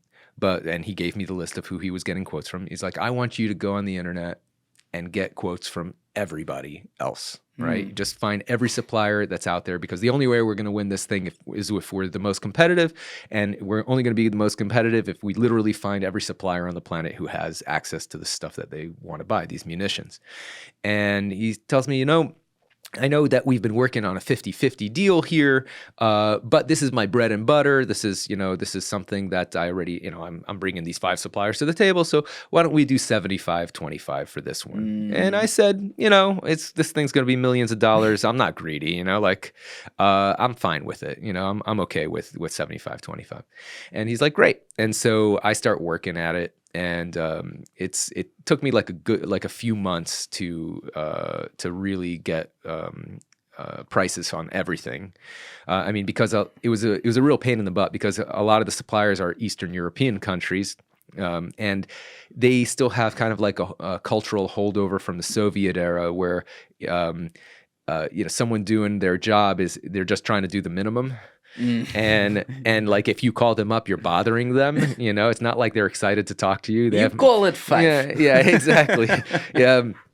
And so I'd have to like get them on the phone and then get someone who speaks a little bit of English. And of course they don't use email. So you had to fax them the paperwork, and half the time the fax would not go through. They had that. Yeah, right. So the fax would fail half the time because they had bad phone connections, and then I'd have to confirm they got the fax, and then they would ignore me for a week or two, and and have to constantly bother them. It was a big hassle, but it's okay. Bad example. Yeah, it's okay. Anyway. Yeah, it's your podcast. Yeah, fuck, man. Yeah. So eventually I got really solid prices on pretty much everything. And how long did that take? It took about a month and a half to 2 months. Okay. Yeah. So do you remember exactly like how big the contract was again? Like what you had to supply? Oh, you mean the actual items? Yeah. So there were about 30 different items, and it was everything from like small arms, stuff like for like bullets for like ammunition for like small like handguns, all the way up to tank rounds and anti-aircraft rockets. Good stuff. And so it was just munitions. It wasn't weapons. It was just the stuff that goes in the weapons. And and it was just the entire gamut. It was like the entire range of munitions that the entire army and police force would need for like the next 30 years. So the numbers were enormous. I think they wanted something like 150 million rounds of like AK-47 ammo, the 7.62x39. They wanted 1.1 million grenades. How many people live in Afghanistan? Can we Google that? What the population of Afghanistan is? Yeah. Let's check that, because it was smaller back then, I'm sure. So let's check it now. Yeah. Real quick and see what that was. What was that? 1.1 million grenades? Yeah, that's what they wanted. Yeah. All right, so 3 for every person. Yeah. There we go. Well, oh no, my math's off. one for every 40 people. Yeah, one for every. Yeah, that's enough. Yeah. And then what was the bullets? That was like 150 million rounds. All right, that's the one where it's like 4 for every person. Yeah, exactly. God damn. Yeah, it was enormous. We'd never even seen anything like this before, and And so we didn't actually think we were going to win. We thought that, I mean, definitely they're going to give this to like General Dynamics or ATK Systems because they're like multi-billion-dollar corporations with decades and decades of history. Right. So they're not going to give this massive contract to a couple of schmucks in their living room, you know? And so we realized that we technically qualified to bid on it because the way the government works is if a contract these days, if a contract is above $250,000, back then it was $100,000, but nowadays if it's above $250,000, they require past performance, which means that you need to prove that you've done this kind of business before, right? You have delivered these kind of items. And would his previous work, Efraim's work on government contracts, because he did do some munition stuff, eventually qualify, or it wasn't big enough? No, they did. They did. Yeah, it wasn't about the size. It was about the size. If it was bigger contracts would help, but the fact that he had delivered actually the same type of ammunition, not all of it, but like a lot of it, to because there are 30 different items. So he had delivered several of the items to the Iraqi National Army in the past. So we technically had the past performance to bid on this contract. So we qualified. And we figured if we qualify, we might as well submit a bid because who knows, right? We didn't actually really think we were going to win, but we felt we had to go for it. Right. And so we submitted the bid. It was I remember Efraim does everything at the last second. So it was the day of the deadline to submit the bid. And this particular bid, they wanted us to submit it all in like print out paperwork. Usually it's just online. You just submit it. Maybe because it was so big, I don't know. But they required us to like print out all the paperwork and mail it to them. What you meant, like the Pentagon? Yeah, to Rock Island Arsenal in Illinois. Yeah. Okay. Yeah. Right. So yeah, that's where they do a lot of the logistics out of. So the it was like, I think it was like 4 p.m. and like the post office was going to close at 5, and Efraim still hadn't decided what profit margin to put on the contract. Because he was like, everyone's probably bidding 10% on this, so maybe we should bid 9, But like, what if someone else is thinking that, maybe we should bid 8 just in case someone else is bidding 9. He's like, but nobody's going to think that, right? So if we, even 1% it's like a $3 million difference. So every percentage is an enormous difference. And eventually I told him, listen, Efraim, if you don't make a decision soon, we're going to get 0 because the post office is going to close and we need to submit this in paper. And today's the deadline. Finally, he decides on 9% profit margin that we put on top of it. We print out all the paperwork. We get in his car. It's only like 10 minutes before the post office closed. He's like driving like 70 miles an hour down like residential roads like a maniac. And we're running up to the post office. The post office guy was about to lock the door, and he like pushes him, like, or just barrels right by him. He's like, I'm sorry, this is very important U.S. government business. And the guy's like, what the fuck? And he's like, you have to mail this. This is an issue of national security. and you're like, I don't even know him. I met him 5 minutes ago. For real. And they're like, fine here. And they took it. It just like barely took it. And they mailed it in, and then we didn't like hear anything from them for like 3 months, and we're like, okay, we definitely lost. And then they come back to us and they're like, you guys, we've been looking at your bid, and are you sure about this price? Because it was a 2-year contract, right? And they're like, are you sure about this price for the 82 millimeter mortar shells for the second year? Because it was a very large amount.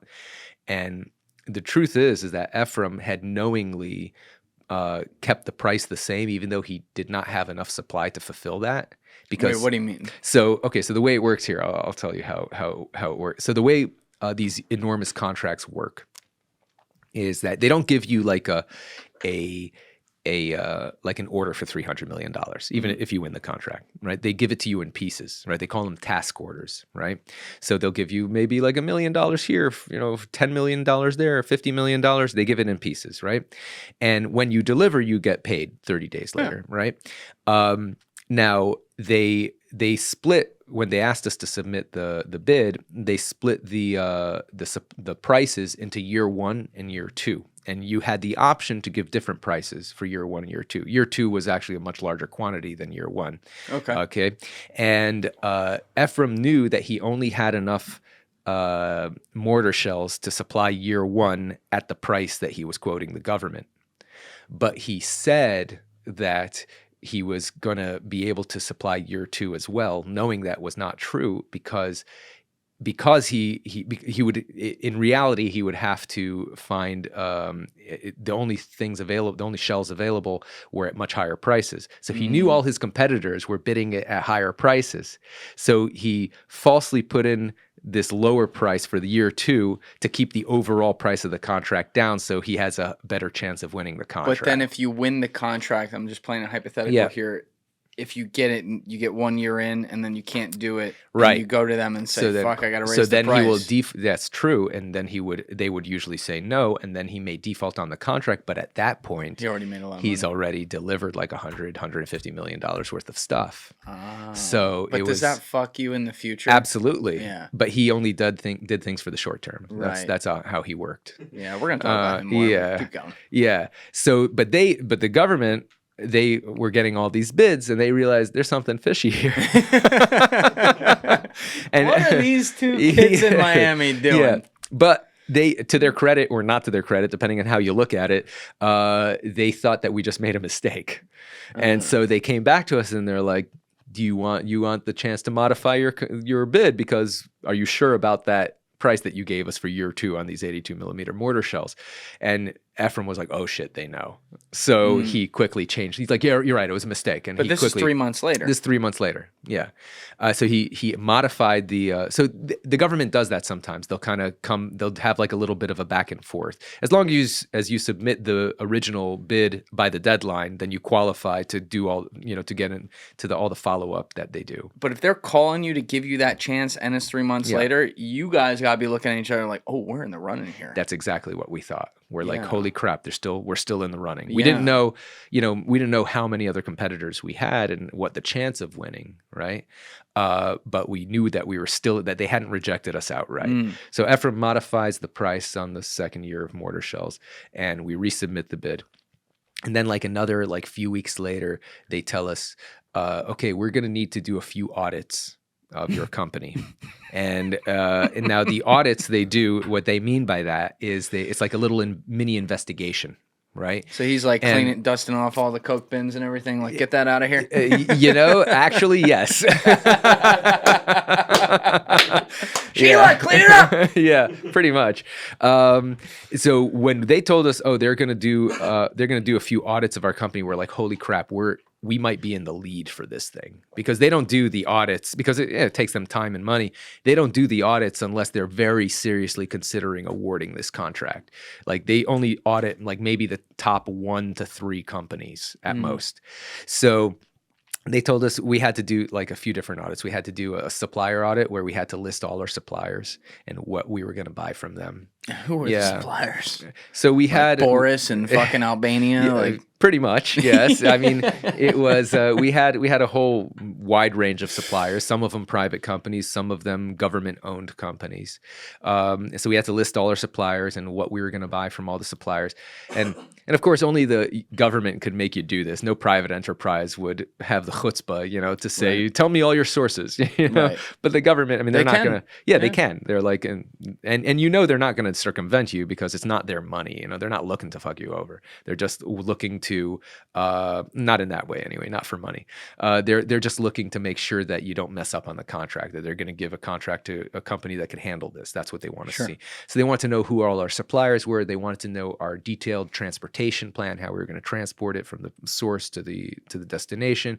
They wanted to know that we had the finances to support the contract. Oh, wait, hold on, back up a second. You have to, because you're moving dangerous shit. Yeah. So there's also how the banks have bricks trucks and stuff or whatever. You kind of got to organize the whole security system. Yes. It's probably pretty similar, no? Yeah. It's transporting military hardware is a big pain in the ass, particularly explosives. So what would you do? I want to take the sidebar for a sec just to get the image. So there are some transportation companies who specialize in this, and there's plenty of transportation companies who won't touch it. So you need to find those transportation companies who are willing to do it. They will charge more money. In the right countries, too. Yes, exactly. From the right countries. So from Eastern Europe, we were mostly hiring Eastern European transportation companies, and they were using like Soviet-era cargo planes, the IL-76, to transport this stuff. Okay. Yeah. All right. So you were going through the whole list of things that they were auditing, including that. Yeah, exactly. So you need to have the finances to support it because you need to pay the supplier in advance. And the government doesn't pay you until 30 days after you deliver. So we had to have a certain amount of money in order to float that. And this was a very large contract, so we needed to have a lot of money. So we didn't have enough money. But Efraim, along with Ralph, who was our investor, they used some sort like one of Ralph's like properties that he had gotten appraised at a very high value, even though he knew it was really worth a lot less, but it was appraised, the real estate game. He got it appraised at a high value and said, oh, we're going to use this as collateral. So that was one thing they did.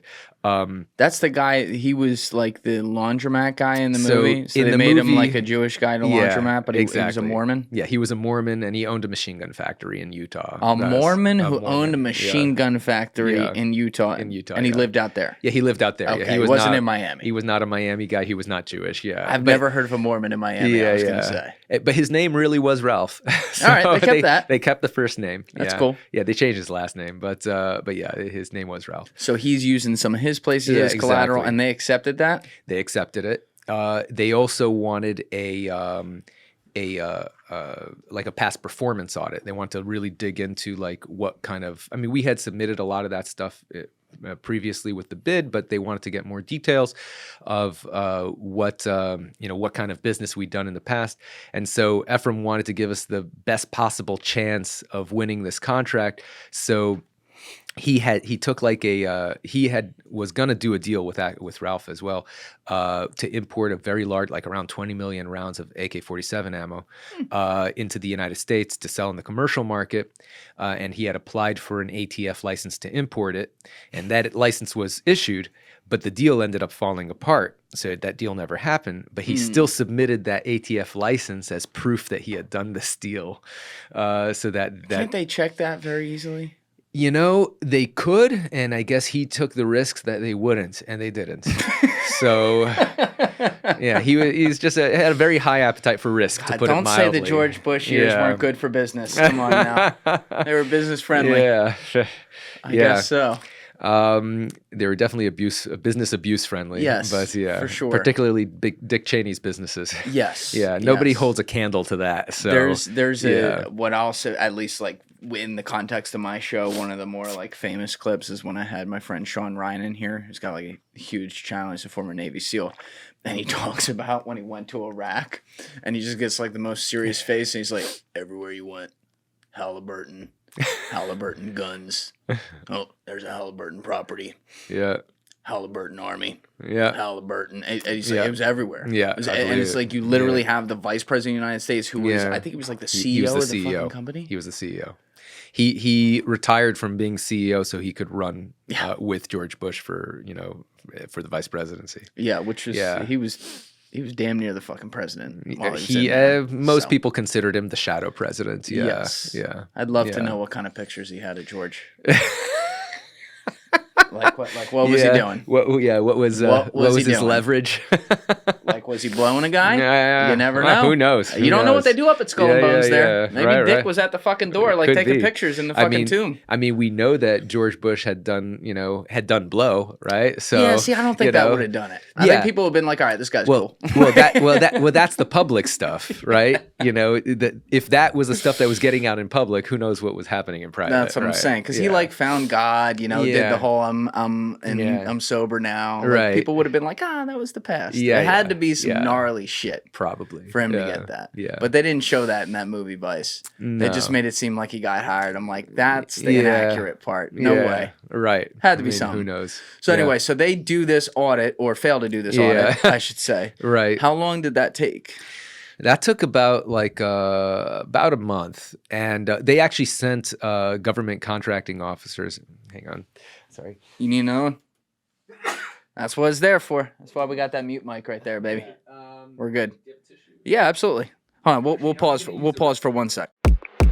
It's crazy. While we were just on the break right there before we came back, I got an OG arms dealer teaching my guy how to do arms deals with the U.S. government, and maybe we can fund this podcast after that. So get fucking studying, kid. There you go. Let's go. Yeah, he's got to join War Dogs Academy. Yeah. We'll talk about that. Yeah. But what you left off, I made a note of this. You were saying you started to answer my question, and you're like, they actually sent government contracting officers. Yes. So what went down there? So they sent I think it was 4 ladies, right? They were all ladies, all middle-aged ladies, very more like older ladies, like granny types. So they weren't hot.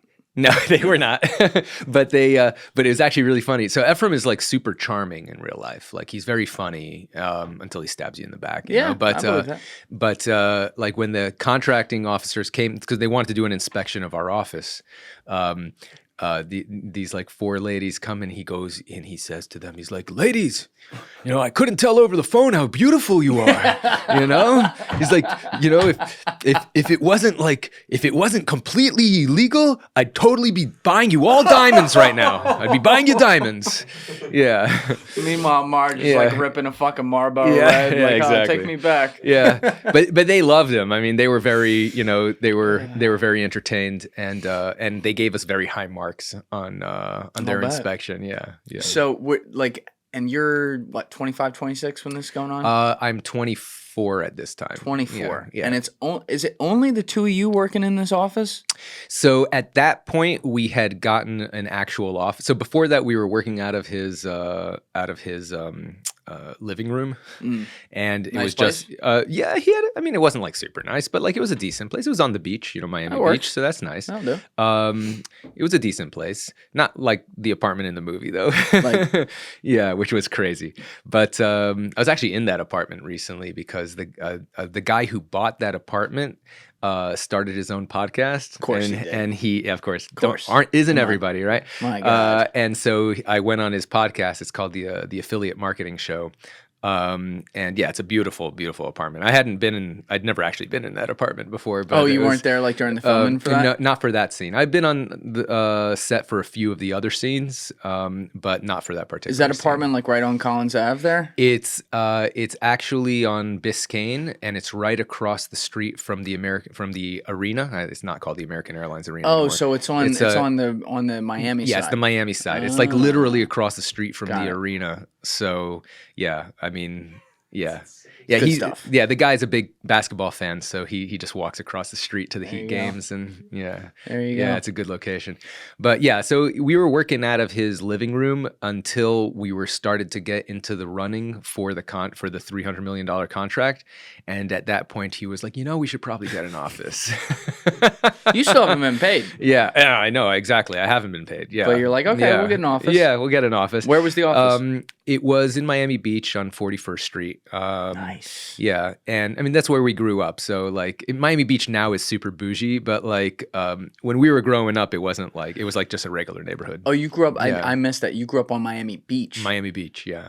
Yeah, what a place. Yeah, in the 90s. So the 90s, it was more of a retirement community than a tourist mecca. Really? Like it is now, yeah. Yeah. I love Miami Beach. Yeah. No, Miami Beach is awesome. It's great. Yeah, it's a great town. So you have an arms dealing office in Miami Beach. In Miami Beach. 41st Street. 41st Street. How big was the space? So there were, I think 5. It was actually a decent sized space. There were 5 separate offices and one big central area. So I had my own office. Efraim had his own office. Did he have a Tony Montana picture on the wall? So I actually got him a gift for his birthday, a Lord of War poster. That'll do. Yeah, with Nicolas Cage's face made out of bullets. Yeah, so it's a really cool poster, and he put that up behind him on his by his desk. What year did that movie come out? Lord of War. That was 03, maybe 05. Can we check that, Alessi? 2005. It was 2005? Yeah. Crime thriller. So this is coming out new, yeah. while you're doing. Did you guys think you were Nicolas Cage? Definitely Efraim thought he was. Yeah. Yeah. He was. He loved that movie. I'll bet. Yeah. So you bought him that for the office. I So bought him that for the looks the office. part. Yeah, so he looks the And part. the ladies from the government like that, like, oh. No, he actually took that down when they visited. Yeah, he wanted to have a good impression. We also had a accounting audit, which they wanted to see that like we had an accounting system because this was going to be a massive contract, and they wanted to see that we weren't going to like mess up with the books and everything. You have like the SBF QuickBooks going on. Yeah, so we actually didn't have any accounting system.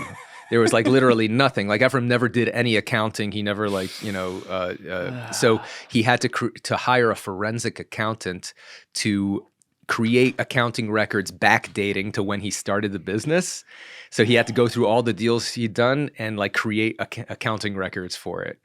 In paper, obviously. In paper, yeah. Not digitally. Yeah, and so, created the accounting system from scratch, backdated. Yeah. That's actually kind of impressive. They did that.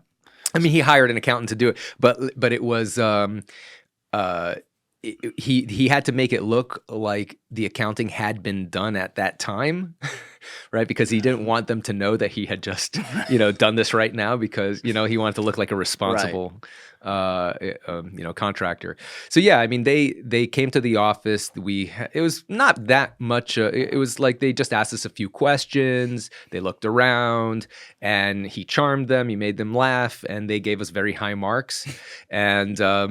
And then, like a few weeks after that, we got an email, or I should say, he got an email because he was the listed contact with the award notice, and he calls me up and he says to me, he's like, "David, I've got good news and bad news." And I say, "Well, what's the bad news?" And he says, "Our first task order is only $600K." And I'm like, "We won the contract?" And he's like, "Fuck yeah, motherfucker. I'm picking you up. We're going to celebrate." And he picks me up. We go to this like Italian restaurant, and he's like ordering champagne, and he's like, he has this like little plastic bullet in his pocket filled with cocaine, and he's like snorting coke under like the napkin, like pretending to blow his nose in the restaurant, and he like passes it under the table. I'm like, nah, no thanks. He's like, you're doing it, motherfucker. This is a special moment. You're doing that fucking coke. You just fucking do that, right? It's like,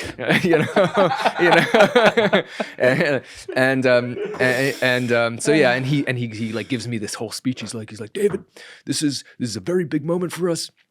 Those fat cats in their boardrooms worrying about their stock prices at General Dynamics, they're not going to know what's going to hit them right now. They're going to be so pissed. I'm telling you, AUI, we're going to be a multi-billion-dollar company. We're going to be flying around in private jets.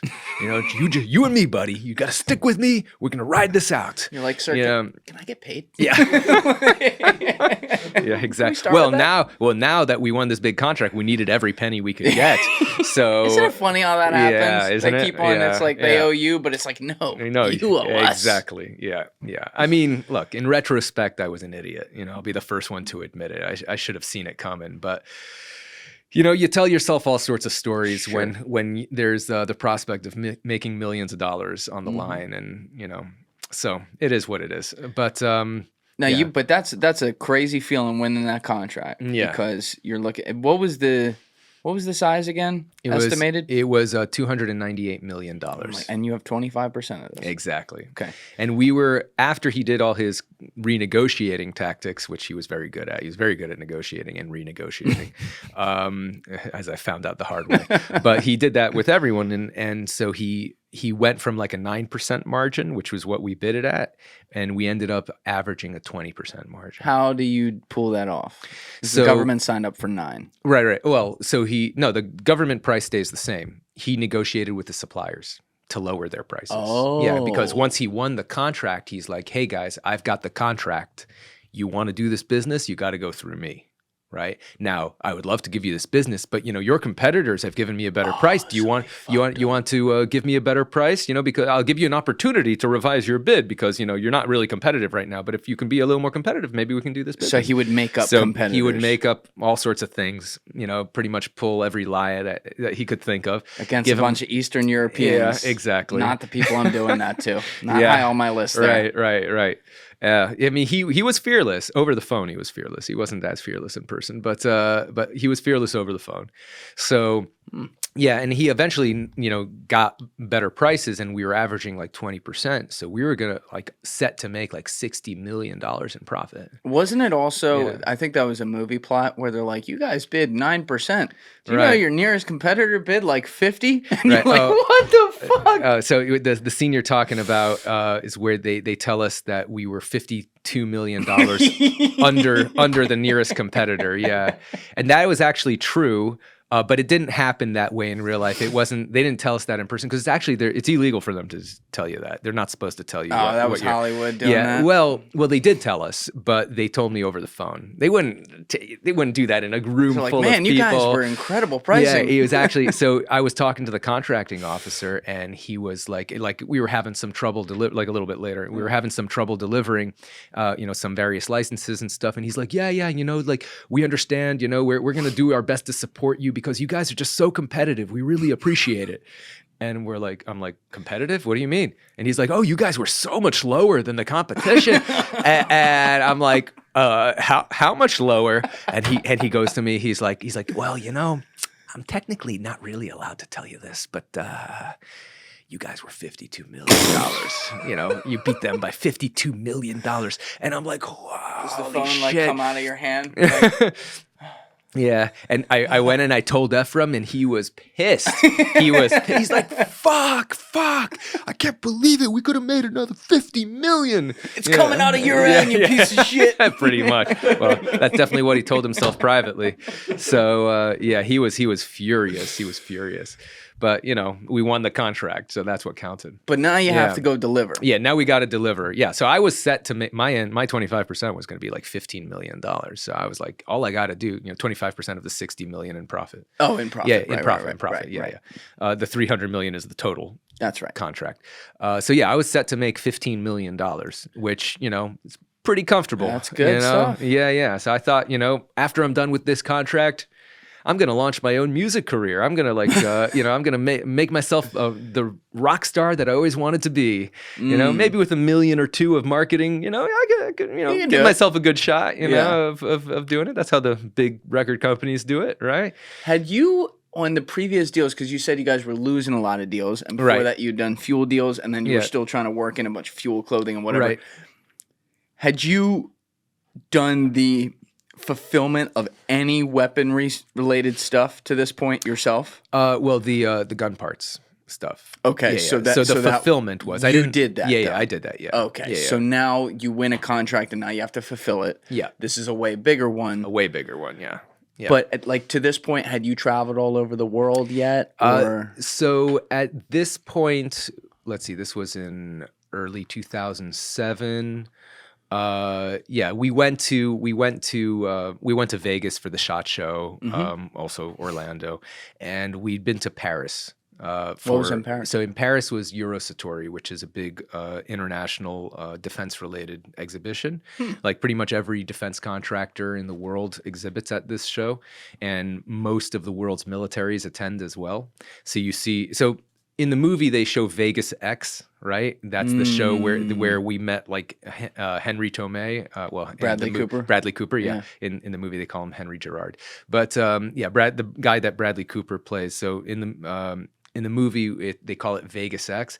That show that they're trying to portray is actually Eurosatori, which happened in Paris. Paris is such a nice set. Why didn't they use that? Well, because I think they wanted it to be a little sleazier. Yeah, it's like the arms industry. Right. Vegas is a better vibe than Paris for that kind of thing. So I think that's why they changed it. And who was Henry Tomei? That was the real life name. Yeah. So the real guy that Bradley Cooper plays in the movie, his name is Henry Tomei. He's a Swiss arms dealer. He'd been in business. He was like in his 40s at the time. And he'd been in business, I think, since he was like 18 years old. Oh, veteran. Yeah, exactly. So the same age that Efraim was when he started. And Henry had like connections everywhere. I mean, he was particularly well connected in Eastern Europe, in the Balkans, but he had like sources like almost everywhere. And the way we actually met him was through Ralph. Ralph had done... The Mormon. Yeah, the Mormon, exactly. Ralph had done a deal with Henry, I think it was in the 90s, maybe the early 90s, I don't know the exact time, but where they bought Henry had this connection in South Africa for a whole bunch of like AK-47s, but it was illegal to buy those AK-47s and import them into the United States. I think because they were like part of the apartheid regime or something like that. Yes. And so what they did was they cut up the AK-47s and they shipped everything except the receiver of the gun, which is the part that the government considers the gun. That's the part with the serial number. Wow. So they got all the other parts except for the receiver, and Ralph in his factory manufactured new receivers, and then he put it all together, and they were able to make these AK-47s at way lower prices than anyone else could because they got super low prices from South Africa because the South Africans couldn't sell it to anyone. So so that was the first deal that Henry and Ralph did, and they became close from that deal. So and you said he had been big in the Balkans. Yeah. So I'm just thinking the timeline. So obviously he was doing some heavy work during those crazy 90s. I don't know personally what Henry was doing, but he probably was involved. And he was kind of wanted in some places, right? He was on some lists? He was on a list of concern, they call it, by Amnesty International. Amnesty International had filed some sort of report on him saying that they suspected him of supplying some like warlords in Africa, but they didn't have any proof. And so because they didn't have any proof, he did not get put on the blacklist by the United States. So it was legal for us to do business with him, but he was just a questionable character. There were suspicions. But you met him at the Paris show. Yeah. So, well, the first time we met him actually was in Vegas at the SHOT Show. With the first time we met him in person. But we had been doing business. Efraim had been doing business with him for like at least 6 months to a year before that over the phone because he was bidding on all these contracts for Iraq, and Henry had really good connections in Eastern Europe. So Ralph introduced Efraim to Henry because Ralph was funding Ephraim's contracts. So when Efraim won his first contract on his own, he got introduced to Ralph by his dad. His dad also runs a government contracting business, but not lethal stuff. He only does like boots and clothing and stuff like that. So his dad had done some business with Ralph, and so when Efraim won his first contract, his dad introduced him to Ralph, and Ralph funded Ephraim's contract. Went very well, and Ralph was very happy with Ephraim's work, so he kept on funding Ephraim's contracts. Okay. And because he was funding Ephraim's contracts, he put him. He made the connection with Henry so he could get like a better source of supplies, and that's how we met Henry. Okay, and then because they kind of changed up Henry in the movie, right? He's one of those, like, they changed his role and things. It was somewhat fictionalized. Well, I mean, I would say they changed his personality, but the role was pretty accurate. Like what he did was, so he put together. So he gave us a quote for like a lot of different things on the list, and but he wasn't competitive in everything. Like we got much better prices on the grenades, for example, from like from a manufacturer in Bulgaria than what he gave us. But he was very, very competitive on the AK-47 ammo, and that he had a really good connection in Albania for. Because he was apparently friends with the prime minister's son, and so he got us a really good price on that ammo. And the reason he was able to get such a good price on that ammo was because at the time, Albania was trying to join NATO, and NATO required them to get rid of all their old Soviet weapons and ammo in order to join NATO. Because part of joining NATO is you need to change weapon standards so that like all NATO countries, because NATO is an alliance and they're supposed to like act as a unified military, so they all have to use the same weapon systems. That's a huge expenditure, though. Yeah, it is. Yeah, it's an enormous expenditure, and they were going to have to pay. The Albanians were going to have to pay to get the ammunition dismantled, to destroy it. So they were willing to sell it for anything because they're going to make money instead of spending money to destroy it. So that's how he got a really, really good price on the ammo from Albania. Okay. So I had started this by asking you about where you had traveled, and you mentioned you've been to Paris, you've been to Vegas. Yeah. But later on, I went to Abu Dhabi for a trade show. I went to South Africa, to India. Yeah, they don't show those things. What were you doing in South Africa? Trade show. Oh, so it was always pretty much trade shows. Yeah, more or less. But weren't you then also traveling as part of the fulfillment for this contract because you were filling it in a bunch of Eastern European countries. We didn't actually travel to most of the countries. We didn't actually travel to most of the countries where we got the munitions from. For Albania, we actually sent Alex over, the guy who at the house. Yeah, at the house. Yeah. At what point was he working with you guys? So, what happened was, okay, so I'll back up a little bit. When Efraim told us that, Efraim told me that the bad news is that the first task order was like $600K, right? The problem there was that we had bid all the air freight costs with the idea that they were going to order the full $300 million worth of stuff, right?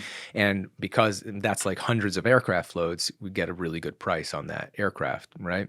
But they're legally not required to give you anything more than the first task order. So they could have just given us that, and the first task order was only $600,000, which wasn't even enough to fill one aircraft load. Oh boy. So we were like, is this a test? Are they gonna like yank the contract from us unless we deliver on this money losing delivery? And so we were really nervous, and that was why he said it was bad news. But about a week and a half later, they gave us a $50 million task order. So we were like, okay, So we were like, okay, they were just waiting for the money to come in, so that was fine. And you're coordinating all this out of Miami? Yeah, out of Miami. Yeah. So the problem was at that time, this is in early 2007, there was a very large spike in oil prices, and air freight, the vast majority of the cost of air freight is the fuel. And so when the oil prices spike, the aircraft fuel spikes, and air freight costs spike. You didn't buy futures contracts? We didn't, right? Efraim didn't roll like that. So, he didn't want to spend the money on the futures contracts to hedge his bets on that. Do that. Yeah, so I'm surprised you know that. Yeah. I worked on Wall Street before I did this. So there you go. So you know. Yeah. Well, that's what they're there for. But yeah, that's and a large company like General Dynamics would have done that. But that's not how Efraim rolled. Efraim, was a high risk kind of guy. So, and the currency is that's actually a separate question too. You just made me think of it. But the currency on the U.S. side, they're paying you in dollars, but you're paying these guys in other currency. No, too, we're right? paying them in dollars. They're paying. All right, so you don't have to worry about. Yeah, we don't have to worry about currency conversions. Yeah, everyone was happy to take payment in dollars. All right, the international currency, and so our air freight prices skyrocketed, and for the AK-47 ammo, because it was low value, high volume, the cost of the air freight exceeded our profit margins, the increase of the cost of the air freight. So we were going to lose money on selling this ammunition to the government because, we were paying more in air freight. For things like the grenades, it was much high value, low volume. So you can fit, just to give you a comparison, about 2.7 million rounds on an IL-76 aircraft. It's 45 tons. We put in an IL-76 aircraft. Pull that up just so you can see that.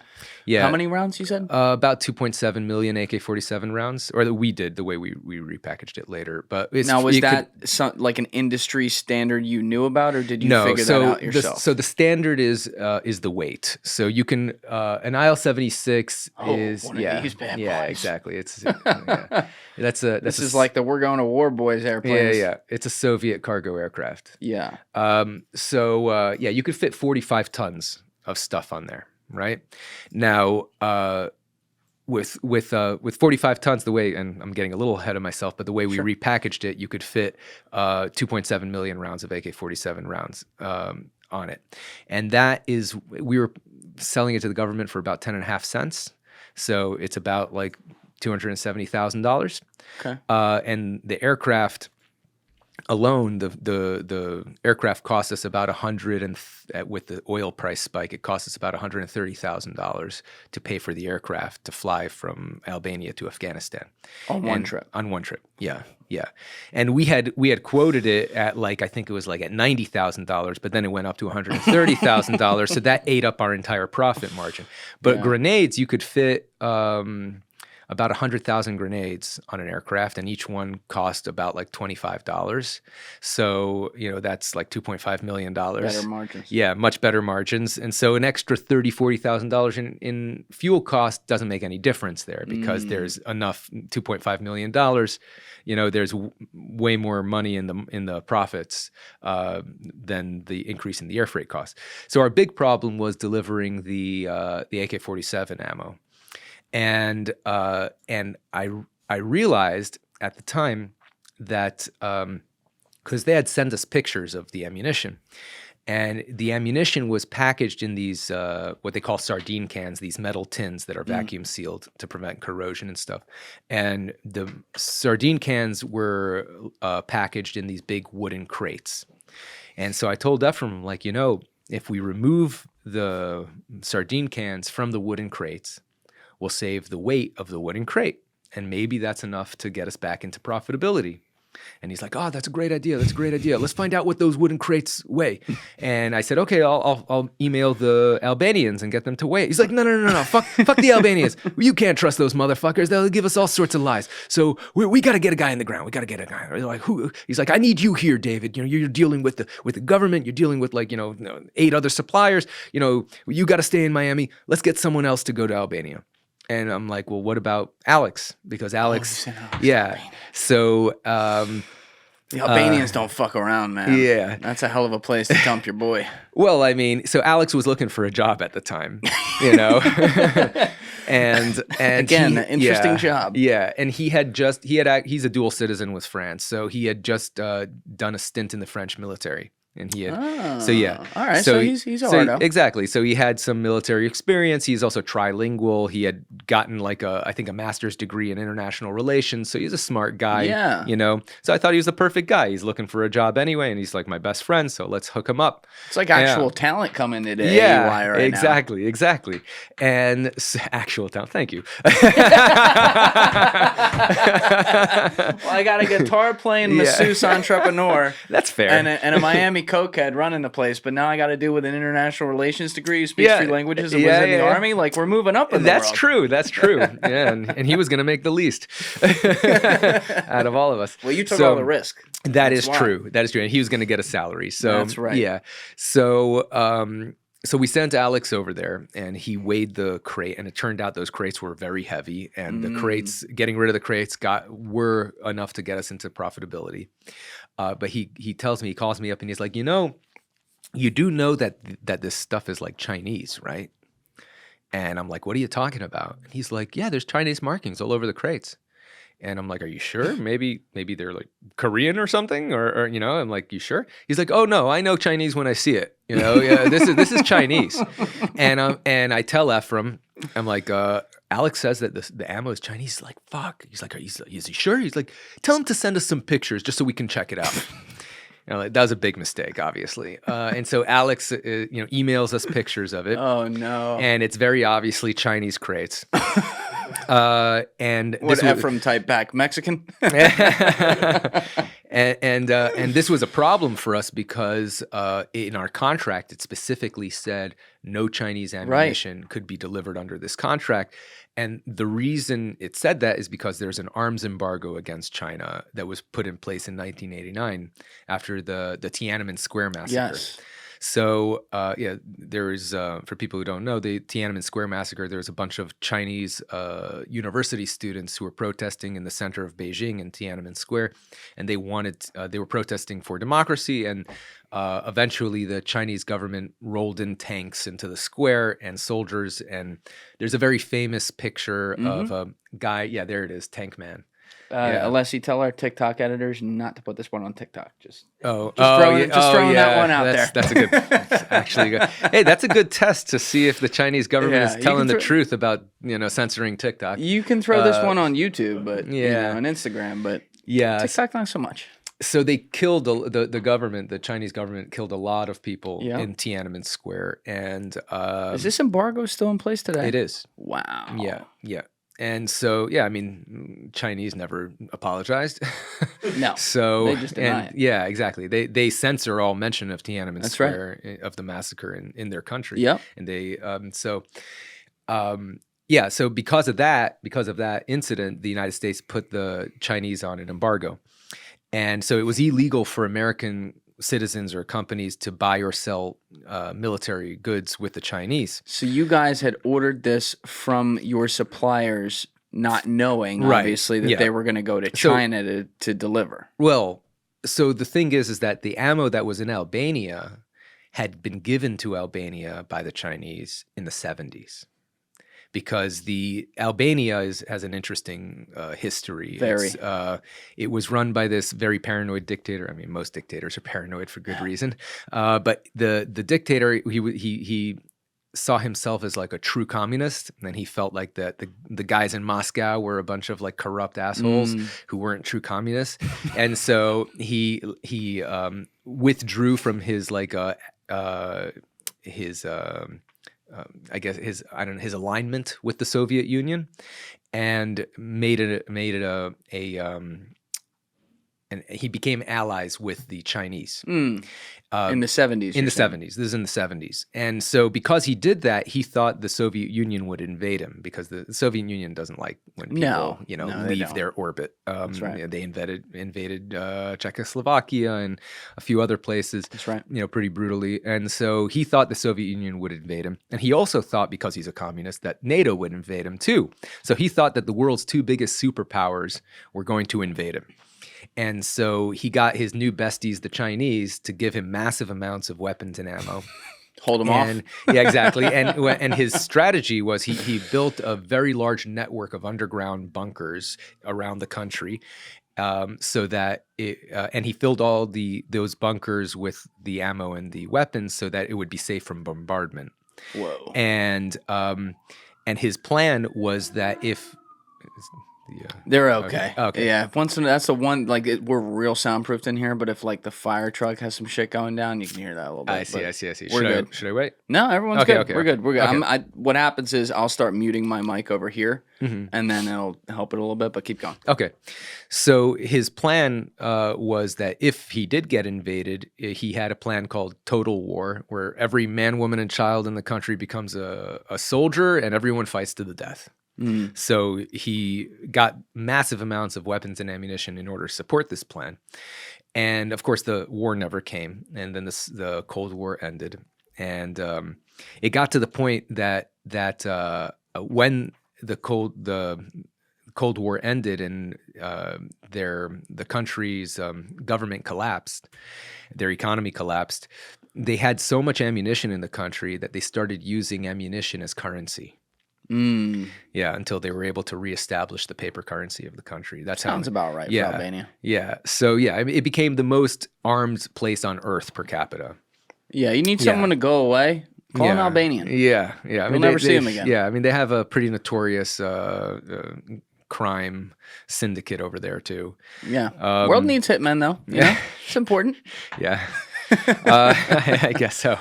So they have basically you're getting supplied some of this leftover 70s Chinese ammo. Right. Are you thinking in your head, well, maybe because it's from the 70s, we can get around this? So that's exactly what we thought. We thought, well, this ammunition does not violate the terms of the embargo, right? Because if you had bought like a Chinese ammunition in 1988, before it was illegal, right? You bought it legally and you import it into the United States or into some other country.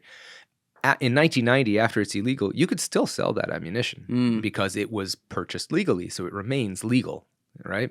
It's just you can't purchase new things or sell new things to the Chinese government. So this ammunition in Albania was technically not violating the embargo. Understood.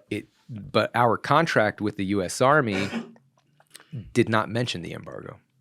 So it just said no Chinese ammunition can be delivered either directly or indirectly under this contract, period. That's what it said.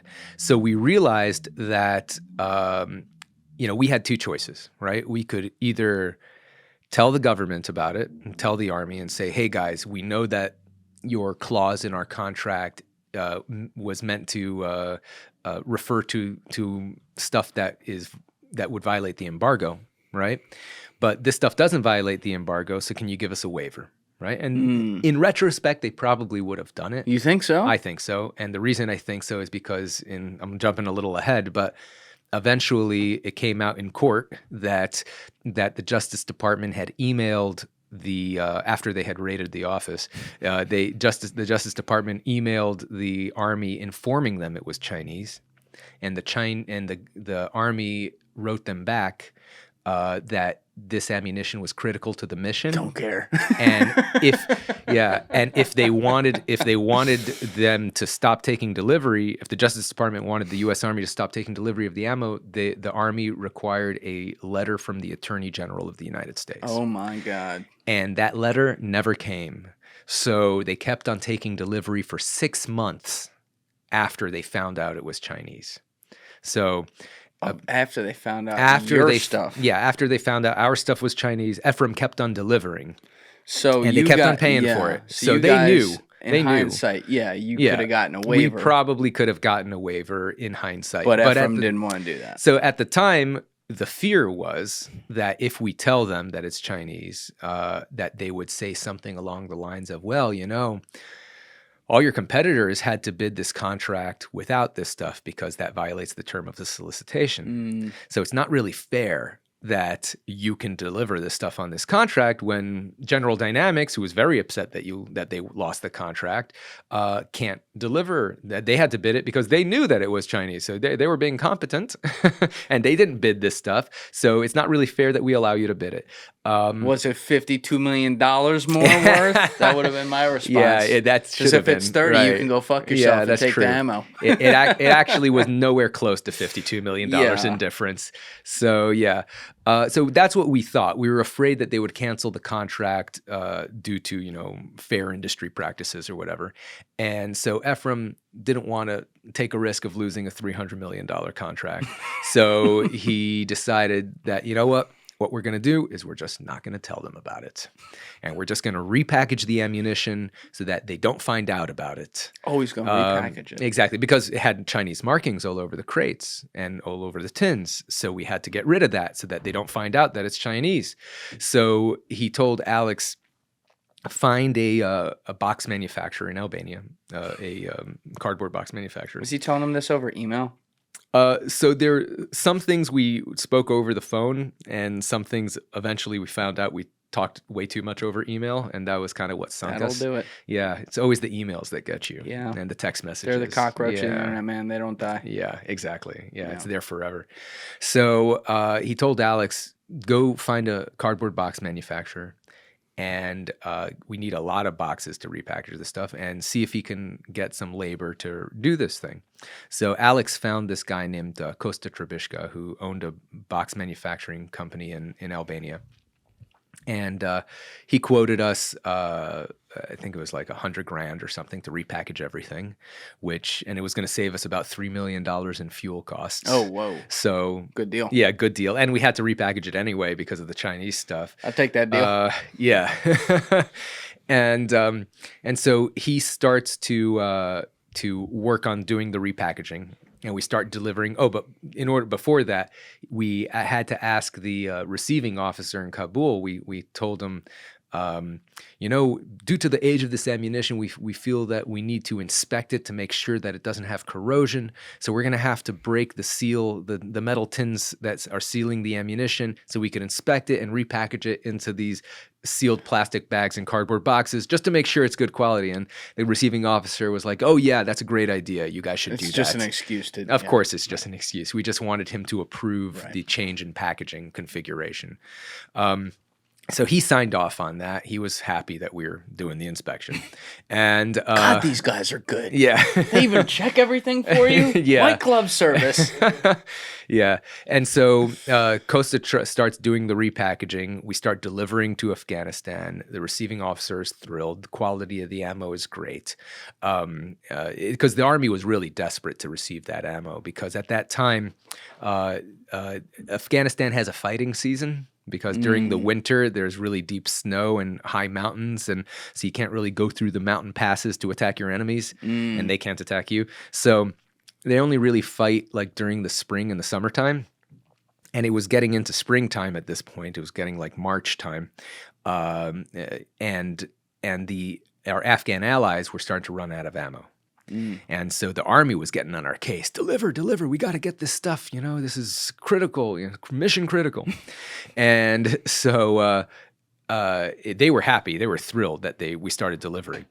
But of course, as soon as things start going well, Efraim has to start rocking the boat to see if he could make more money. And so he calls up Costa, the box guy, and he says, can you find out for me? He's like, do you have any friends in the Albanian Ministry of Defense?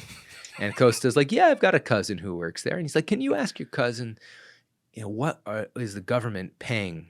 What is the government getting paid for our bullets, for our ammunition? And the Albanian government. Yeah, the Albanian, because we were buying it from Henry. We were paying Henry, and he was paying the Albanian government. So Efraim wanted to find out what's Henry's margin, right? And so a few days later, Costa calls Efraim up, and he's like, oh, I found out from my cousin, they're getting paid 2 cents a round. And we were paying 4 cents a round to Henry. And that pissed Efraim off to no end. He's like, that motherfucker, he's doubling his money. I can't believe he's fucking us. He's fucking us. I can't believe how bad he's fucking us. And I'm like, Efraim, we're making 1.5 cents a round in profit, And he's like, yeah, this is our contract. Who cares? He's doubling his money. We gotta cut this fucker out. And I'm like, Efraim, just leave it alone. We're making way more money on the grenades. Why are you gonna rock the boat? We're already delivering. It's going well. He's like, fuck that. Every penny counts. And so he's like, I'm going to Albania and I'm going to strike a deal directly with the Albanians and I'm going to cut Henry out, that cocksucker. So he's like, this is what I want you to do, he tells me. And he's like, I want you to take all those quotes that you got from all the other suppliers and I want you to modify them so that it looks like they offered us much better prices than what the Albanians offer. And I'm going to take those quotes and I'm going to say, hey, if you don't give me a better price, I'm going to go with the other guys. So I'm like, okay, fine, I'll do that. I use some PDF. PDF editing software, super easy. Just change a few numbers. I print it out and give it to him. He flies over to Albania and he meets with Yili Pinari, who's the head of the Albanian Mako, which is their organization, that government-owned organization that does the exporting, the arms exporting. And he says to Yili, he's like, you got to give me a better price. Look at these prices I got from your competitors. And Yili takes one look at the documents. He's like, that's all fake. Don't show me your fake documents. He knew right away. I mean, he knows the industry. Yeah. He knows that he has the best price in the world. Nobody else can beat the Albanians in the price at this time. Otherwise, they'd have to pay for it to be dismantled. Which they were doing on a small scale. They were actually paying. There's actually a big scandal that happened in Albania called the explosion at Gerdec. Explosion at Gerdec? Yeah, it has a Wikipedia page. Yeah, let's look that bad boy up.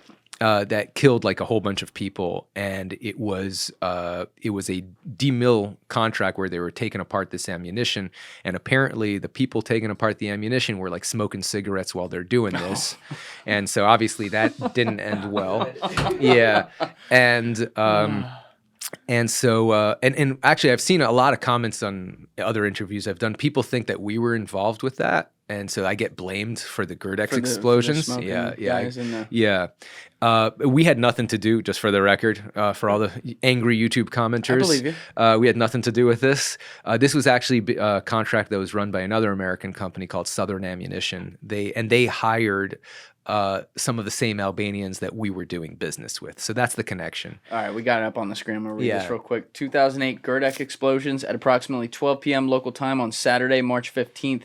2008, an ex-military ammunition depot in the village of Gerdec in the Dorey municipality of Albania. U.S. and Albanian munitions experts were preparing to destroy stockpiles of obsolete munitions. The methodical destruction of the old ammunition was supposed to occur with a series of small, controlled explosions. However, a chain of events led to an entire stockpile detonating simultaneously. Hundreds of houses were demolished within a few kilometers of the depot, while car windows on the Tirana-Durrës highway were shattered by the main explosion, which involved more than 400 tons of propellant and containers. A large fire caused a series of smaller but powerful explosions and continued until 2 a.m. on Sunday. The explosions could be heard as far away as the Macedonian capital in Skopje, 170 kilometers away. Thousands of artillery shells, most of them unexploded, littered the area. The blast shattered all of the windows of the terminal building in the country's only international airport and every flight was suspended for approximately 40 minutes. Some of the 4,000 inhabitants of the zone were evacuated and offered shelter in state-owned resorts. The government declared the zone a disaster area. According to subsequent investigations, a privately managed ammo dismantling process was ongoing in the area. Wow. Yeah. That was huge. Yeah. Yeah. And there's a picture of it. We have that on the screen. That looks like destruction. Yeah. So yeah, I mean, this was a big tragedy that happened in Albania, and it became obviously a very big political scandal. So for Is this before or after the New York Times article / when you were arrested? I think this was slightly before, like 2 weeks before the New York it. Times article came out. We'll get there. Yeah.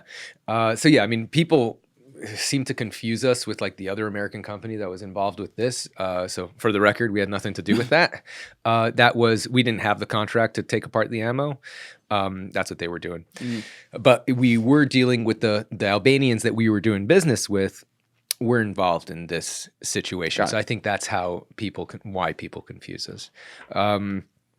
So yeah, so he tells Yili, so Efraim tells Yili Pinari, you got to give me a better price. You got to give me a better price. And Yili's like, no, get your fake documents out of my face, And Efraim wouldn't leave him alone. He calling him constantly all fucking day. He's just that.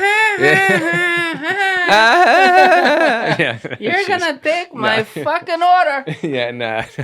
He's like, he was more. I mean, he sounded more like, please, baby, please. That was how he talked to his girlfriend anyway. Yeah.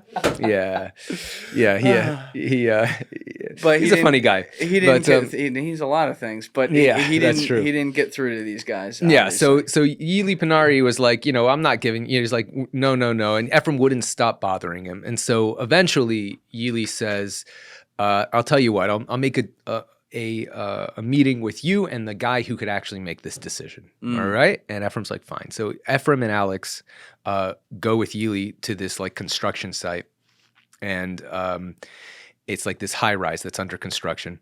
They walk into the construction site, and he opens up a door, and then there's this like beautifully furnished office, like Wall Street style, inside this under construction building, and they're in the office is this guy who's looks like a real hard ass. And Alex told me that usually Efraim, he talks a mile a minute, constantly talking, like joking around, blah blah blah. He said the second he walked into this office, he shut his mouth. Right, he knew he couldn't like mess with this guy, and he got really quiet. And there was another guy there at the meeting who didn't really say much, but Alex later recognized him as being the Prime Minister's son. Yeah, who was at this meeting of Albania, the Prime Minister's son. Yeah, so that made it into the Rolling Stone article that the Prime Minister's son was at this meeting, and so the Prime Minister's son eventually actually sued us for defamation. He sued Simon and Schuster, who published the War Dogs book. He sued Guy Lawson, who was the author. He sued me. Wait, like Matt Cox's book they wrote with Efraim? No. Or the one the Rolling Stones author wrote? It was the one that Rolling Stone. Got it. Yeah. So the Rolling Stone author, journalist, wrote a big Rolling Stone article. That's how the movie happened, because Todd Phillips. Yeah, what was that guy's name again? Who, Guy Lawson? Yeah, Guy Lawson. Yeah, Guy Lawson, yeah. And when the movie came out, he expanded that article into a book published by Simon and Schuster. And because of that, the Albanian Prime Minister's son, I forgot his name, Sali Berisha, maybe? I forgot. Whatever. He sued us for defamation. The case was thrown out of court because you can't sue a journalist for defamation, especially when you have eyewitnesses. But so you were a source for the journalist? Yes. Too. So exactly. So he sued me and Alex and Efraim. Efraim was a source for him as well. So he sued Efraim as well, but Efraim settled with him. I think he like took his name out of his book. Okay. Yeah, just because he didn't want to deal with it or something. Yeah. But Simon and Schuster luckily fronted the legal bills for that situation, and so and I think they ended up losing more money defending that lawsuit than they made on the book. So that sucks. That's how it goes. Yeah, that's how it goes.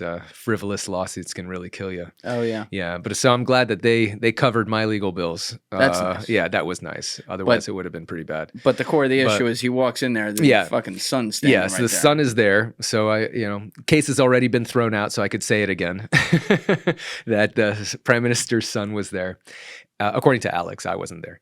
And And the Deliorgi, who's the mobster, turns out this guy was like one of the heads of the Albanian mob. Oh, yeah, and a guy Heavy named hitter. like Mikhail Deliorgi, I think is his name.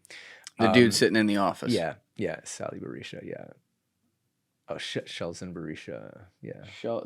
Who is this, Alessi? I think, Son, yeah, that's the son, yeah. That's that's the son right there? Yeah, there he is. He yeah. looks like a shady motherfucker. I'm Yeah, not right. gonna lie. Yeah. And then there's the guy with him. Yeah, the guy. Yeah. Oh, what's this guy? No, not the guy. The guy with him at the meeting. Okay. His name, I think, Mikhail Deliorgi, which is like Delijourgy, something like that. Mikhail. Yeah, Mikhail, Mikhail. Yep. And then what'd you say the last name was? Delijorg.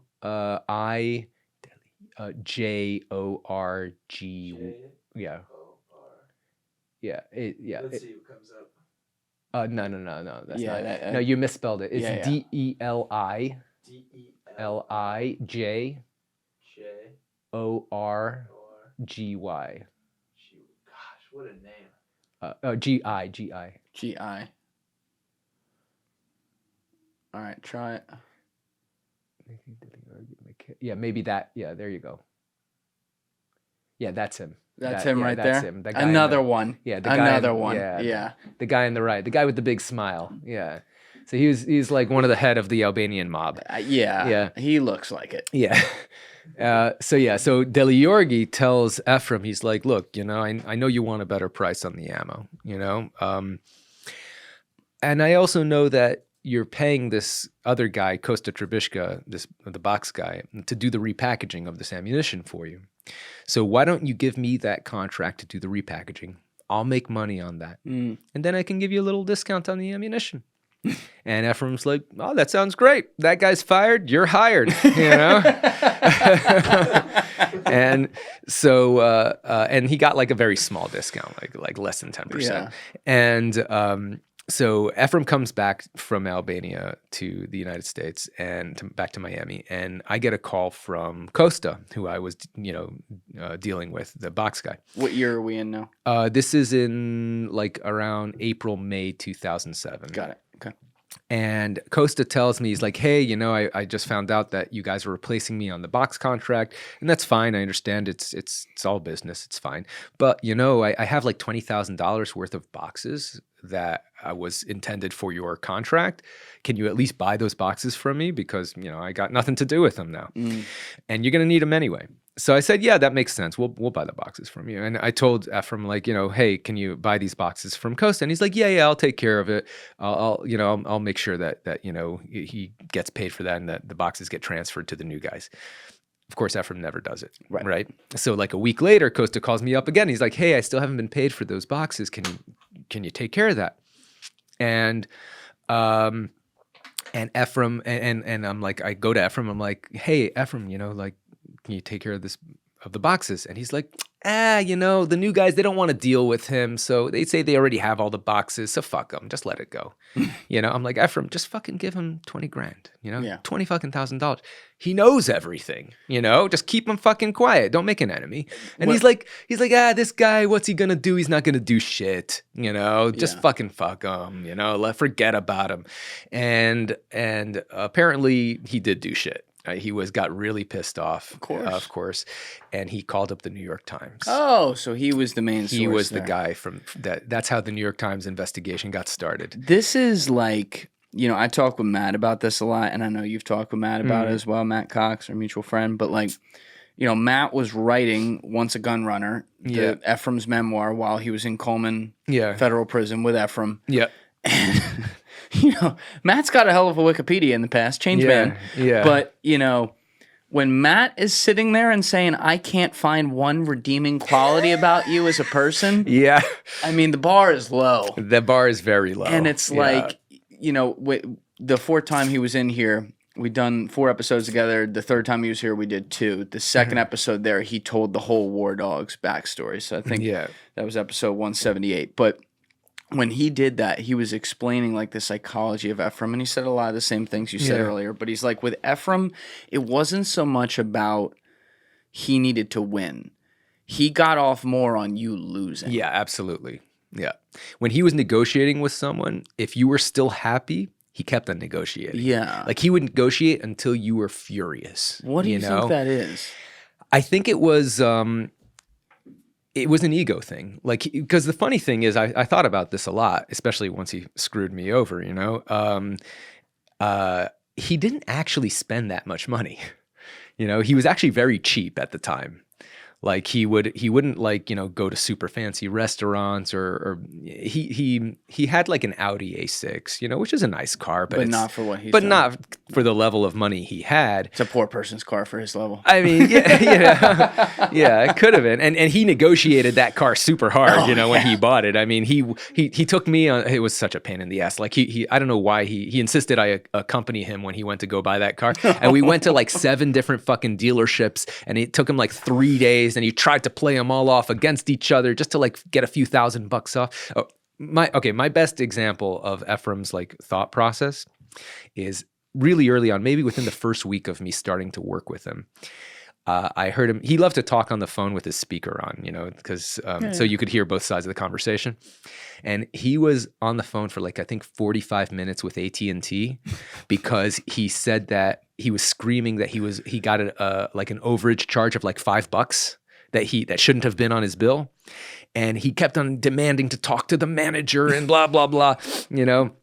And you know, this is a call center. Yeah, you know, he was furious. He was yelling. He was screaming over like $5. And I told, like, after he got off the phone, I'm like, Efraim, why are you spending so much time and effort trying to get this $5 bill removed? You have millions of dollars. Yeah. Why don't we just work on things that will make us more millions of dollars? Like, you know, what are you doing? What's $45? 45 minutes for $5. Exactly. Yeah. Like, why are you spending 45 minutes to get $5 removed from your bill? And he goes to me, he's like, it's the principle of the matter. Nobody fucks me.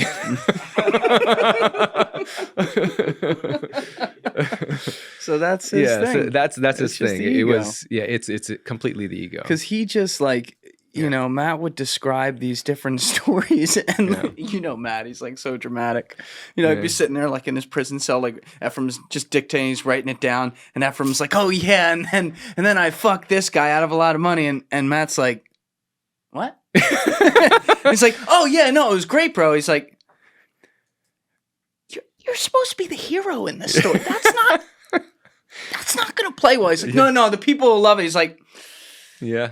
I don't know, bro. I don't think so. Like the whole, he's like literally every day. It was just that. And he's like, and then he would try to talk about something where he did someone right. And Matt's like, I think you fucked that guy. Like every single time. And it didn't process. Didn't register. One of my favorite stories that Matt tells is he told me that when he was in prison with Efraim, and Efraim was telling him all these stories about how he was fucking over everybody. Matt told me this. He says, I told Efraim, I'm like, you know, you can't just keep on burning all your bridges like this. And he says, Efraim looked at me and he says, Matt, there's a lot of bridges out there. Yes. Yeah. That is one of the most psychologically revealing things you'll ever hear. Yeah. Because that's what, I mean, it ended up, obviously, that story, if you've heard Matt tell it, like, Matt had to sue him. Oh, like, yeah. He screwed Matt over out of the money that Matt was supposed to get for the book he was writing about him screwing everyone else over. He got screwed over for that money. So it's just like, it's so classic. Of course he's going to screw over his own, like, you know, ghostwriter. It's just like, he literally screws over everybody. Like, so the guy he replaced me with after he screwed me over is a guy named Danny. He screwed him over. The guy he replaced Danny with, he screwed him over. He just goes through people. You know, everybody's disposable. That's how he works. But we got into this because Costa went to the NYT. Right. Now, this is where I was a little confused, too. I just want to make sure you explain this so I understand it. Yeah. The New York Times article came out. Now, he obviously goes to the New York Times. They got to work on a whole process with it. It probably takes months. But it took him like 6 months, Okay, so it came out after you actually got arrested, though. Or they came to your office and whatever, went through it. So when you say arrested, are you talking about like for the arms thing or for... Yeah, like when they raided your office. Oh, okay, yeah. So we didn't get arrested at that point. But but the office was raided. Yeah, the office was raided, yeah. That was before the New York Times. That was before. Okay. Yeah, that was before. So I'll give you go you back. Yeah, I'll give you the whole timeline. So Yeah, so Costa, unbeknownst to us at the time, tells the New York Times about what we're doing, and he also calls up. I think it was either the FBI or Customs. Customs took the lead on the investigation, so he might have called the FBI and they referred it to Customs. Right. He told them what we were doing, and his biggest mistake is he called up the local Albanian press, and he told the Albanian press that this contract that we're doing, the Albanian politicians are getting kickbacks. Oh, which was probably true, and probably why the prime minister's son was at that meeting. Yeah. But we didn't know about that. I mean, it's illegal, obviously, for an American to pay bribes, even to a foreign official, not let alone an American one. But so we assume that part of that doubling of the money that Henry was making, that 2 cents a round he put on top of what he was paying to the Albanian government, probably a bunch of that money was going to some of the Albanian politicians. So that's probably how he arranged that whole deal. Sure. But because he told the Albanian press that, and the Albanian press published it, Albania has a big problem with corruption, as most third world countries do, So it's a big problem there. So I've heard. Yeah. So it's a political hot topic. So when the Albanian press published these allegations that the politicians were getting kickbacks from this contract, about like a week or two later, Costa ended up dead. Oh, shit. Yeah. Yeah, in very mysterious circumstances. So apparently they classified it as a car crash, but that's a bad start. But he was the only car on the road in this empty field, and he had apparently been run over by his own car. Yeah. So, and he was found like 30 feet away from his car, like face down in the dirt. So yeah, if it was a car crash, it was a very weird one, but nobody thinks that. The kind of thing where he shot himself 4 times in the back of the head. Back, yeah.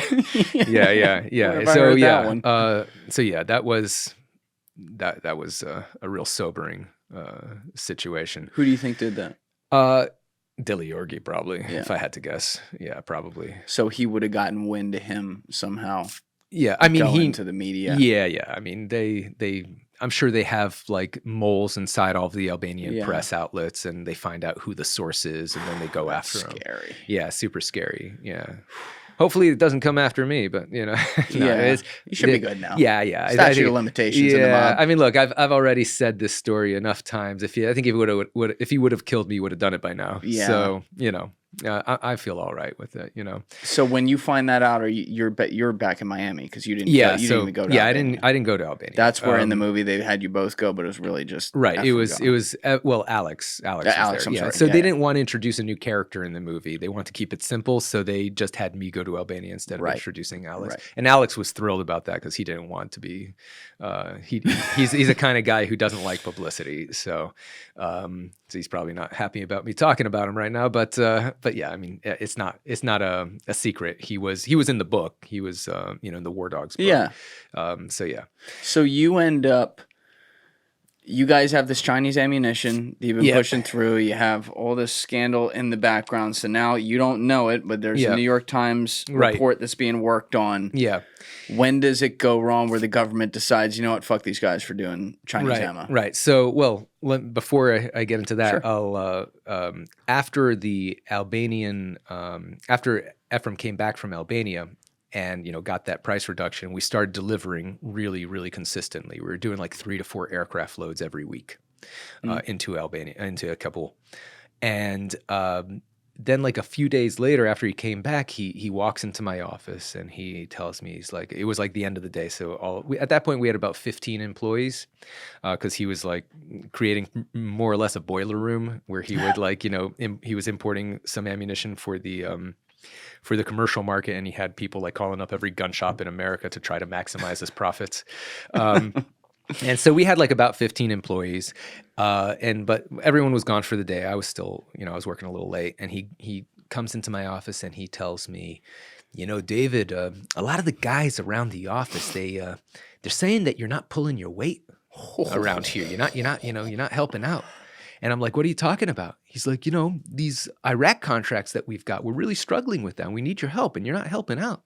And I said, but I mean, I'm not part of those contracts. We have a, That was a separate deal. Yeah, it's a separate deal. It's nothing to do with the Afghan deal. And I told him, like, I wasn't part of that contract, so I'm not getting paid on it. Why should I help out? And he says, well, if we default on those Iraq contracts, we may, the whole company could go down, and that takes your Afghan contract with it.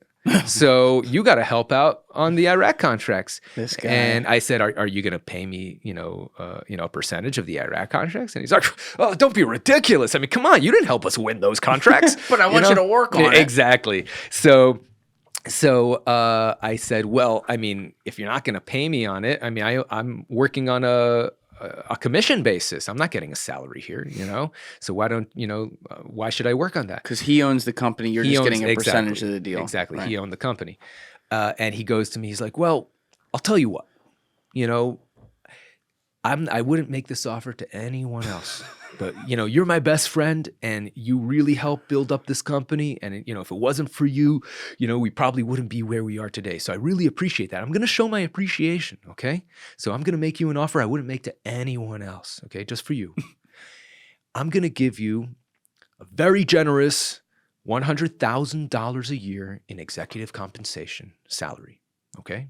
And I'm going to give you 1% of AEY. And I'm like, 1% of AEY? I'm like, the Afghan contract is going to make us 90% of all the money we're going to make, most likely in the next 2 years. Oh, right? So he's trying to do this to replace his deal? To replace the deal on the Afghan contract. Yeah. And I said, and I am supposed to get 25% of the Afghan contract. Right. So I think I'll stay with my 25% of the Afghan contract rather than your 1% of the company, And he's like, well, take it or leave it. How about 0? You have a deal, though. Yeah, we had a deal, and we even had it in writing. Yeah, it wasn't like a super formal contract. Unfortunately, it was a handwritten contract. Oh man! But it was a contract. Unfortunately for me, that contract mysteriously disappeared. Yeah. Before I could scan it, because my scanner was broken at the time, and I was planning on fixing it. And he was the only guy coming into my apartment, and my contract mysteriously disappeared. So. Yeah.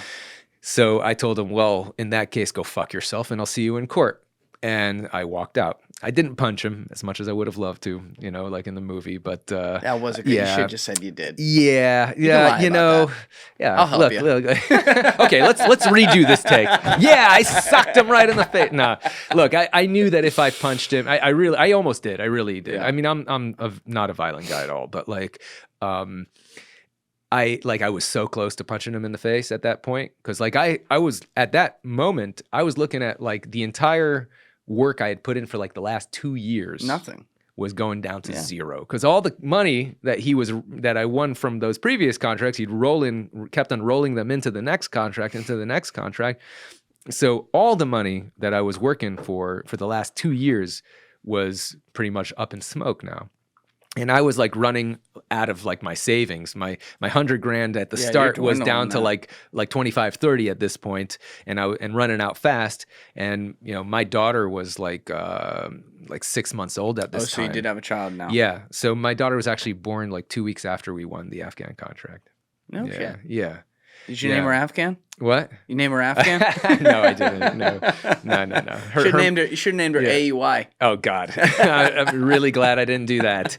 Yeah, her name is Amabel, so it does start with an A. That's a beautiful name. Yeah, way better ring to it than the other ones. Yes. I'm glad you went for something traditional. Yeah, it was her mother's choice. There you go. Yeah. Let the mom figure it out. I wasn't gonna get in her mom's way. But she's 6 months old now, and she's walking 6 months old with 0, and I'm running out of money quick.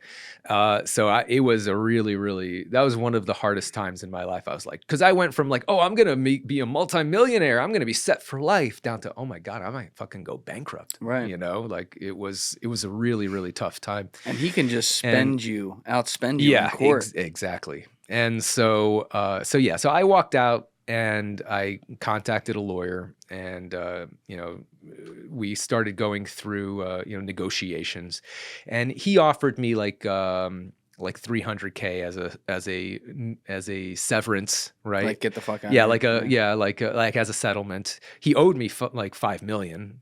Already. Yeah. Well, at the end, he owed me $5 million. At this point, he probably owed me around like 2. But he should have been owing you 15. Yes, if we had completed the entire Right, contract. right. The contract was canceled, like after the New York Times article came out. So he only ended up delivering around 70 million out of the 300 million. And they didn't seize all that? They didn't actually. Yeah. All right, we'll get there. Yeah, we'll get there. Yeah, I don't know if you want me to take that tangent, but so he offered me like 300K, and I thought at the time, I'm like, look, I'm about to go bankrupt, right? With 300K, at least I'm not going to go bankrupt, and I could start my own business, and I can move on with my life. And yeah, it won't be the millions of dollars he owes me, but at least I won't have to fight him in court for years and years, and I don't even have the money to hire a lawyer for that. So, we came up to an agreement. Of course, he wanted to spread out that 300K over the course of like 3 years, so just because that's how he is. And we finally, we went back and forth a whole bunch. And finally, we came to an agreement, and we were going to sign that agreement. And then the day we were going to sign that agreement, the feds raid his office. What was the agreement? It was the 300K over, So I think, just over, that. yeah, Okay. just 300K over like 2 years. I think we negotiated it to, which was enough for, for me to move on with my life. And I was just so sick of him. I just wanted him out of my life. That's what he And was banking on. That is what he was banking on, and it worked. And, that's why he's such a good negotiator, because he's willing to get in the mud and play dirty. And he knows that other people just don't have the stomach for it. And I didn't. And, I still don't. I mean, I'm not like...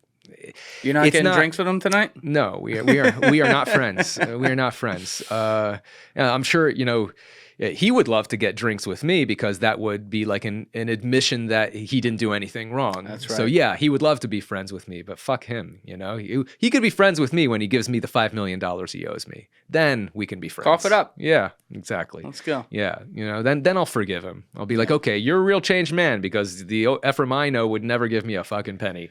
So yeah.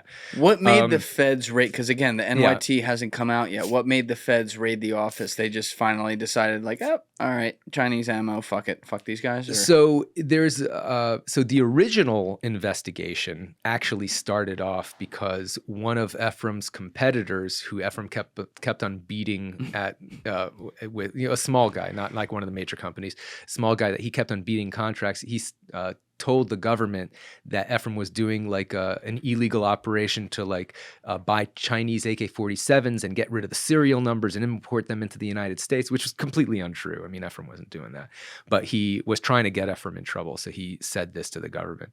And so they opened up an investigation.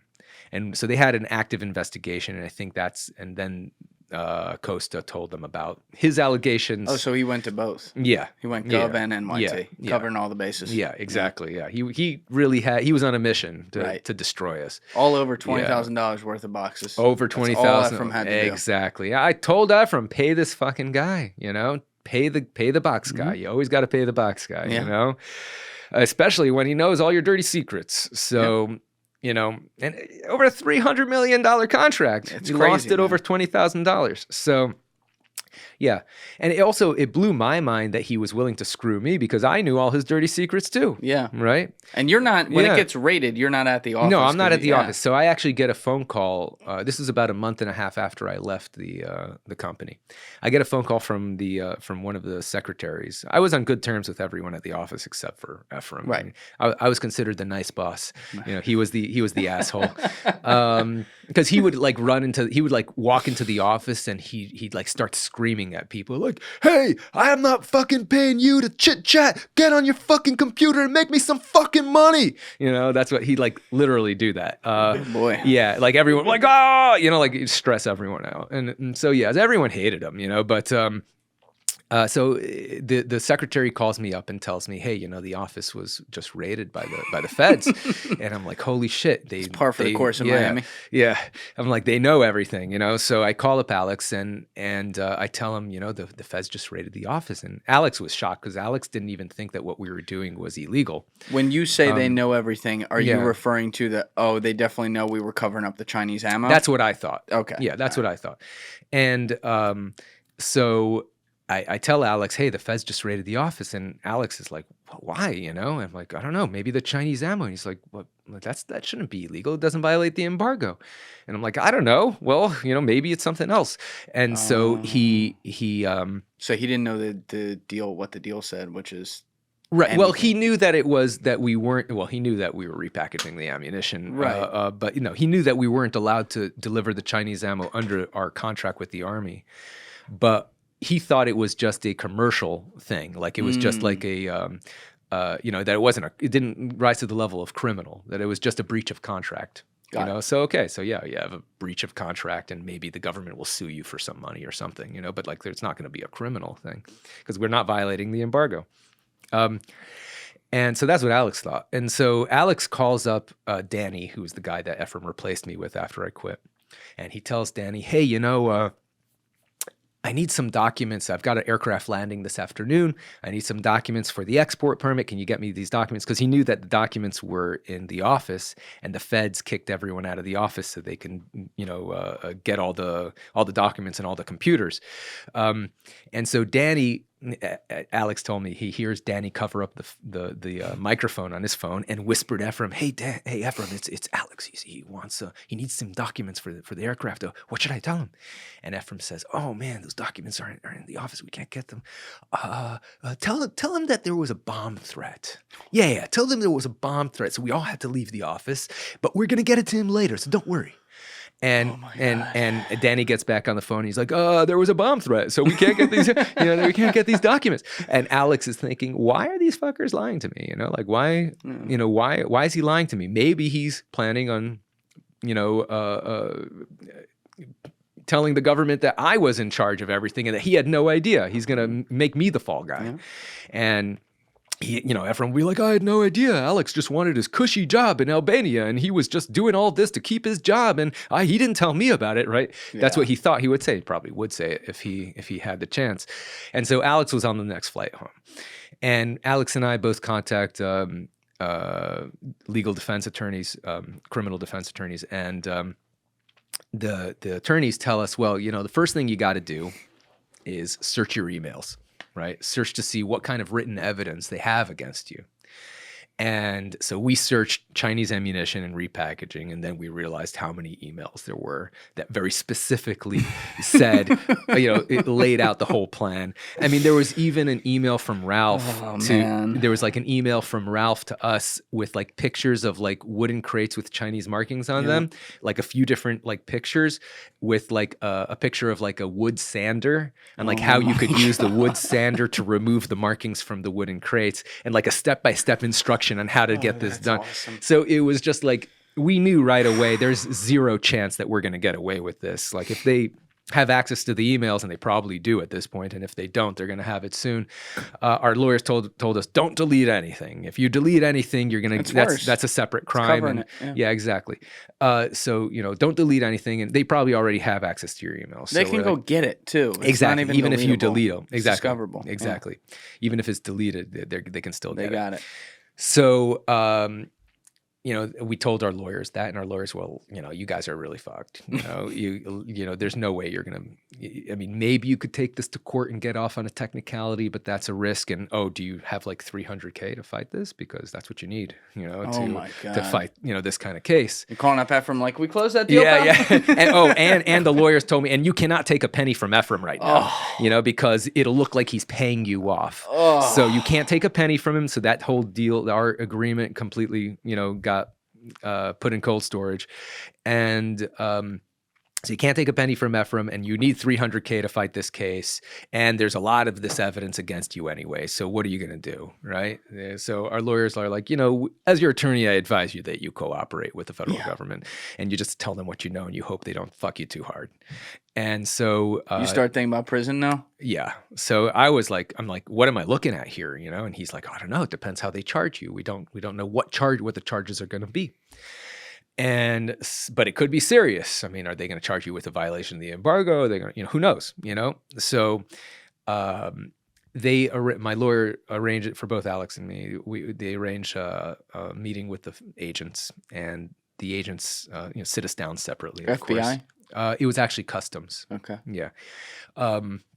It was a joint investigation between ICE, Immigration Customs Enforcement, and DCIS, which is like the Pentagon's internal FBI, Defense Criminal Investigative Service. You're pissing off the wrong people. Yeah, for real. Yeah.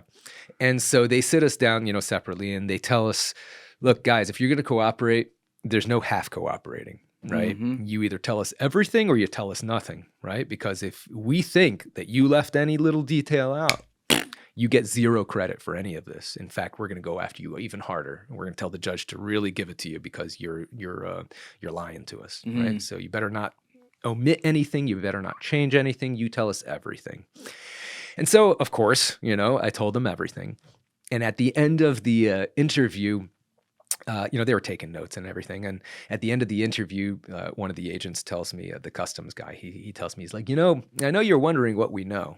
And I know that you're wondering whether we knew about this Chinese ammo going in here. And I just want you to know that, when we did the raid on the office, we found a to-do list on Efraim's desk in his handwriting. And one of the items on his to-do list was repackaged Chinese ammo.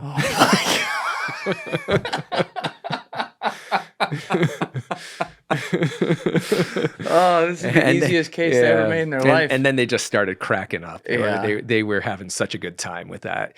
So then they told us, they're like, look, you guys are not, Alex and, you are not you're not targets of the investigation. We're really just going after Efraim. You guys didn't really make any money. I mean, Alex made a salary, but he wasn't getting a commission. You made nothing. And I made zero, And they knew that. And they knew that. I told them, of course, that was the first thing I told them. Look at my bank account. I got nothing. I made zero money from this. And so they told us, you guys are not the targets of the investigation. We're really just going after Efraim. So we're going to do our best. We're not going to charge you guys, right? You just cooperate. You're going to be witnesses. Not going to charge you at all. We're not going to charge you at all. That's what they told us, right? And then 6 months go by and they don't do anything. They don't even charge Efraim, right? And Efraim keeps on delivering. So he's still doing this deal. He's still doing the deal. And he's still delivering. So the government hadn't canceled the contract? They hadn't canceled the contract. So yeah. Wait a minute. Yeah. Office get raided. Yeah. Pentagon and ICE is literally investigating it and preparing charges. Yeah. And the U.S. goddamn American government over there is selling their fucking bullets to the Afghanis to shoot it for the fucking democracy, baby. Well, they're not selling it to them. They're giving it to them for free. They're giving it to them for free, but they are paying for it and they are buying it from Efraim and they continue to buy it. So are you for like 6 months after that? Are you telling me that when Afghanistan fell in 2021, those fucking Taliban guys were shooting Efraim's rounds into the air? They definitely are now. Oh my God. Yeah. All right, I'm sorry, continue. Wow. Yeah. So they tell you you're not going to get charged, but then 6 months go by. So 6 months go by. He continues to deliver on the contract, the same ammo, the same Chinese ammo. And he replaced you. He replaced me with Danny, and then eventually he screwed Danny over and replaced him, of course. About 6 months go by, and like March 28th, 2008, a date that shall live in infamy. A date that shall live in infamy. Yeah, in my life anyway, was the date that the New York Times published a front page article, and it had my mugshot and Efraim's mugshot on the front page of the New York Times next to a picture of rusty-looking ammunition, corroded, green, gross-looking ammo. And they said in the New York Times that we were supplying defective ammunition, that all the stuff we were supplying was defective, and that we were putting our Afghan allies in danger by supplying all this defective ammo. And was this true? So the ammunition that they had on the cover of the New York Times was not even the Chinese ammunition. It was Bulgarian ammunition that Efraim had bought about 30,000 rounds of this Bulgarian. So we were buying the grenades out of Bulgaria. And he got an offer for 30,000 rounds for very, very cheap in Bulgaria. And we had some room on the aircraft, but it wasn't worth it to go to Bulgaria to inspect the ammo. So he figured, well, the price is so low and, if we'll just ship it, we have room on the aircraft anyway. If they accept it, great, we made a massive profit margin. And if they don't accept it, no big deal. It's super cheap anyway, so he rolled the dice. Turned out it was total garbage, right? the receiving officer took one look at this and he's like, I'm not accepting this shit. And he didn't pay us for it. But Afghanistan doesn't have any ammunition recycling facilities. So they had nothing to do with it. They didn't want to pay to ship it back. So they just moved it to the side of the airport and just left it there out in the open, to the elements.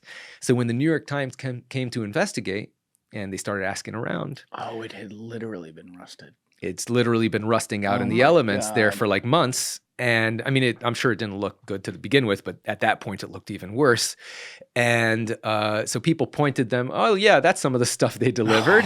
And so, because I mean, the rest of the stuff had been issued out into the field. So that's the pictures that they got. And they implied that all the stuff we were delivering was of that low quality, which wasn't true. It was like 30,000 rounds out of like 150 million that we delivered in total. And your mugshots were like from something stupid years before, right? Yeah, like it was actually from Efraim's 21st birthday. Yeah, so it was on Efraim's 21st birthday. We were going to go out to because the mugshots weren't from like we hadn't been arrested for the arms thing or anything like that. On Efraim's 21st birthday, we were going to go out to like some club in Miami to celebrate, and he lived in one of these fancy buildings at the time where you can't like park your own car. You have like, even if you live there, you have to valet your car. Mm-hmm. And for some reason, he had a lot of beef with the valet guy. Of course, he did. The valet guy was this like little Cuban guy, and they just really hated each other. I don't know why. I don't know how it started, but like, so we go to the valet area to get Efraim's car, and the valet guy's not there. So Efraim's like, great, this asshole isn't here. I'm just going to get my own car. He goes into the valet guy's like, where he like closet where he keeps all the keys. And while he's like rummaging looking for his keys, the valet guy comes from around the corner and sees him in his closet. And the valet guy starts screaming, hey, you can't fucking go in there. You can't go in there. And Efraim's like, what? I just want my car. Why I got to make a big deal? I just want my car. The valet guy comes up to him and just clocks him right in the face. Oh, shit. Yeah. Just clocked him right in the face. So Efraim starts punching him back. The security guard runs over. The security guard grabs the valet guy. I grab Efraim. We pull them apart. Ephraim's shirt is all like ripped, and Ephraim's screaming. He's like, "You motherfucker! I'm gonna get you deported, you piece of shit! I'm calling the cops!" And so we go up to Ephraim's apartment so he can change his shirt. And he actually calls the cops, and he's like, "Oh, I was just assaulted by my valet guy. I want to press charges." And so we're about to go down, and we see like over his balcony that there's like 4 cop cars in the driveway of his building.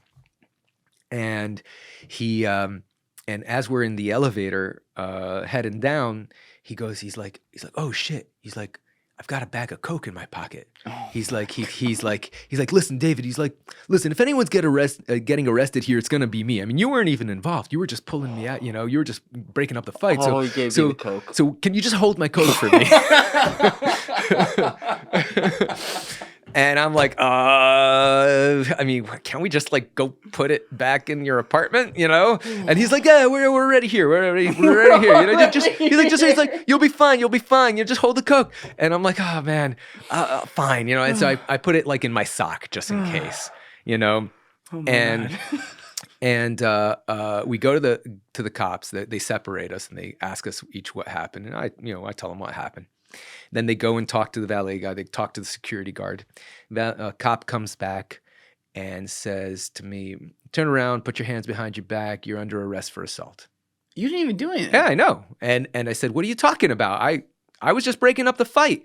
And the cop says, "Well, the security guard says that you were holding the valet guy down while your friend was beating him." And I said, "That's not true. We were just security guard was breaking up the fight, and I was breaking up the fight. It was just them two fighting." And they're like, "Yeah, well, we've got a witness, so that's all we need." I'm like, "Look at there's security cameras, right? There's security cameras all over the place. Why don't you just look at the footage and you'll see that's not true?" They're like, "We don't need to look at the security cameras. We have eyewitness testimony. So you're under arrest." I'm like, "You fucking assholes!" And so they arrest me. They put me they handcuff me, put me in the car. You got coke in and your I got sock. coke in my sock, and I'm freaking out, obviously. And I'm thinking, man, what should I do? Should I take the coke out of my sock and just like leave it in the back seat? Do they check? I don't know. And so get to the Miami Beach police headquarters, and I decide to leave it in my sock. Cop takes me out of the car, and it was actually a female cop. She takes her flashlight and she like does a real close inspection of the back seat. And I'm like, okay, that was the good call right there. Yeah, good thing I didn't do that. Takes me into the holding area, and another cop is like, okay, they do like a very thorough pat down. But not your foot. But not my foot. And the cop tells me, take your socks and shoes off and put it on the table. And I'm like, I'm fucked. And so I'm thinking, should I leave the bag of coke like under my foot? Should I put it in the sock? Like, what's the best move here? Trying to like spray around on the ground. Like, how'd that baking soda get there? Yeah, exactly. I mean, it was a little like dime bag, It was like so obviously drug related. So I decided to leave, to leave the coke in the sock, but my feet were sweating, so I had to like use my finger to like separate the bag that was sticking to my foot, so it would. My God. So it gets into the sock. I put the socks all crumpled up on the table. It was inside. No, I put the socks inside the shoes and put the shoes on the table, and the cop takes the socks out. He puts them on next to the shoes. And he looks at he takes the shoes, and I have flat feet, so I have orthotic devices inside my shoes. They're like these little plastic inserts. Yeah. And so the cop takes the orthotic devices, and he's like, "What's this?"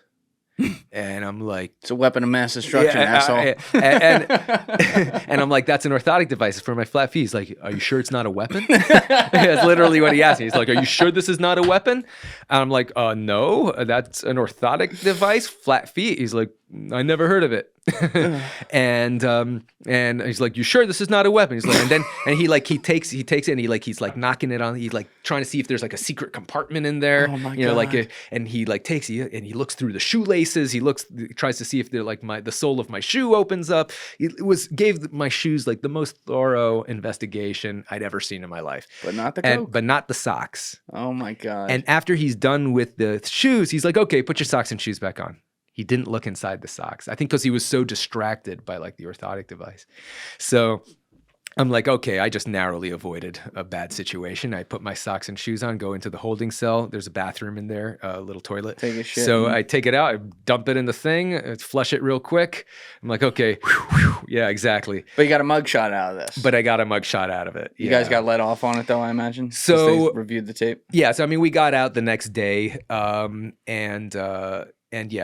we got bailed out the next day, and they just dropped the charges because we eventually got the footage from the security cameras. But the New York Times goes exactly, pulls up these they mugshots. Pull up the mugshots, and we do not look great in those mugshots. Yeah, you're still you lost some weight sweating. Yeah, now you're getting the mugshot. It was like 4 a.m. at that. So they hold you in a holding cell, right? And for like 2-3 hours, and then they stick you in a transportation van, right, with a bunch of like homeless drunks. And the transportation van, the way they do it, it's like this cargo van, and it's split down the middle with like a metal like panel to split the two sides.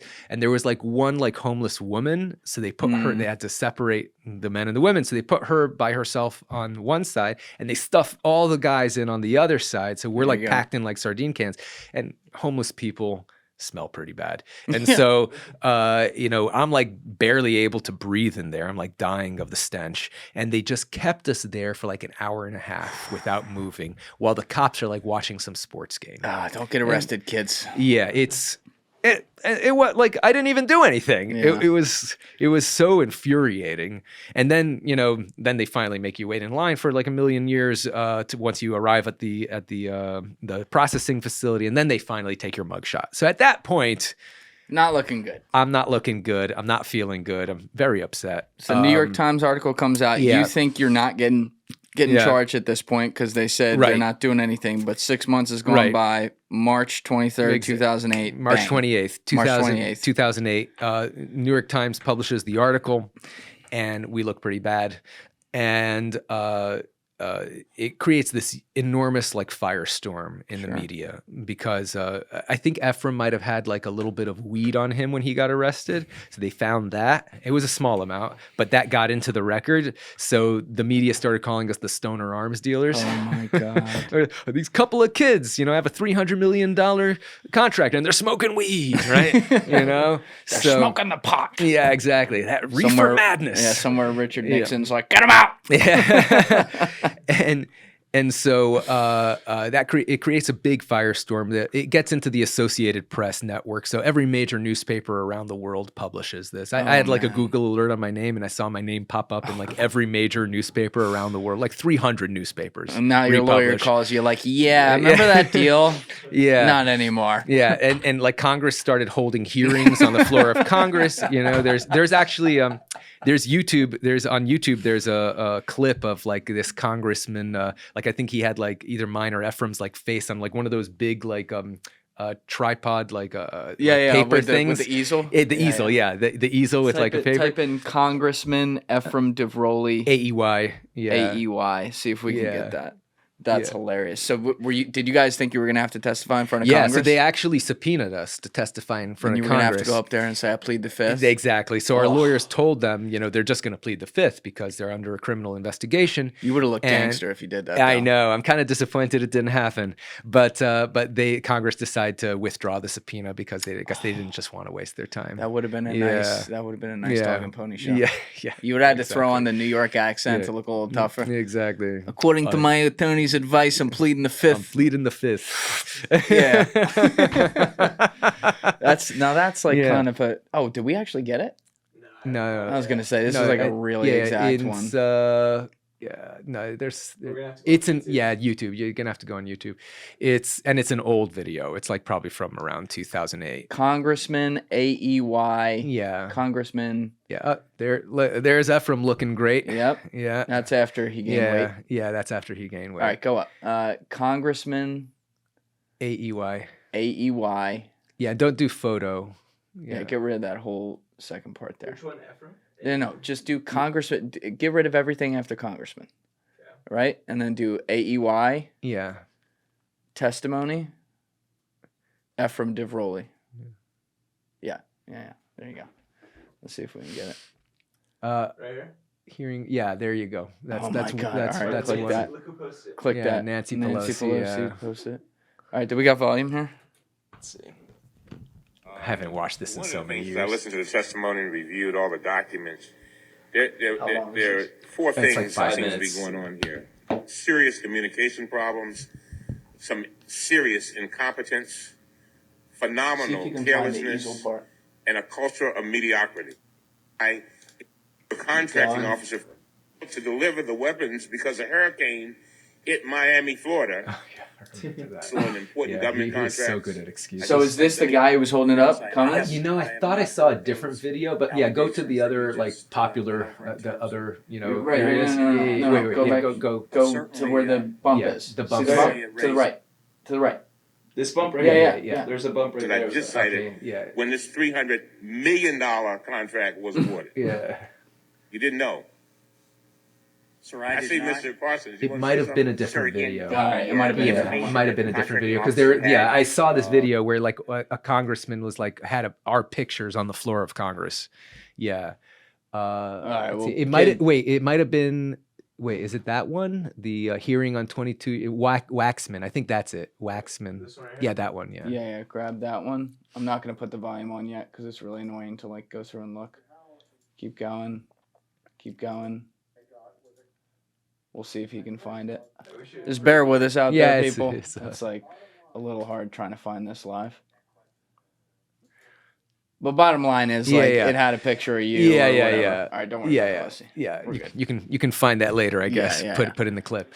So how soon after that did charges come down? So around 2 days after the New York Times article came out, the Army put out a statement saying that they were shocked and appalled and had no idea, and that they were going to cancel the contract. So, and about like maybe a week after that, my lawyer calls me up and he's like, hey, the prosecutors say that they're going to have to charge you.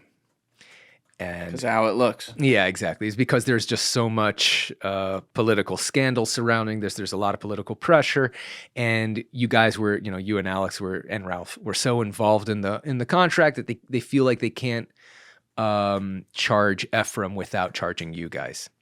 So, and what they did was they charged us with the way they charged the case was they said, you guys.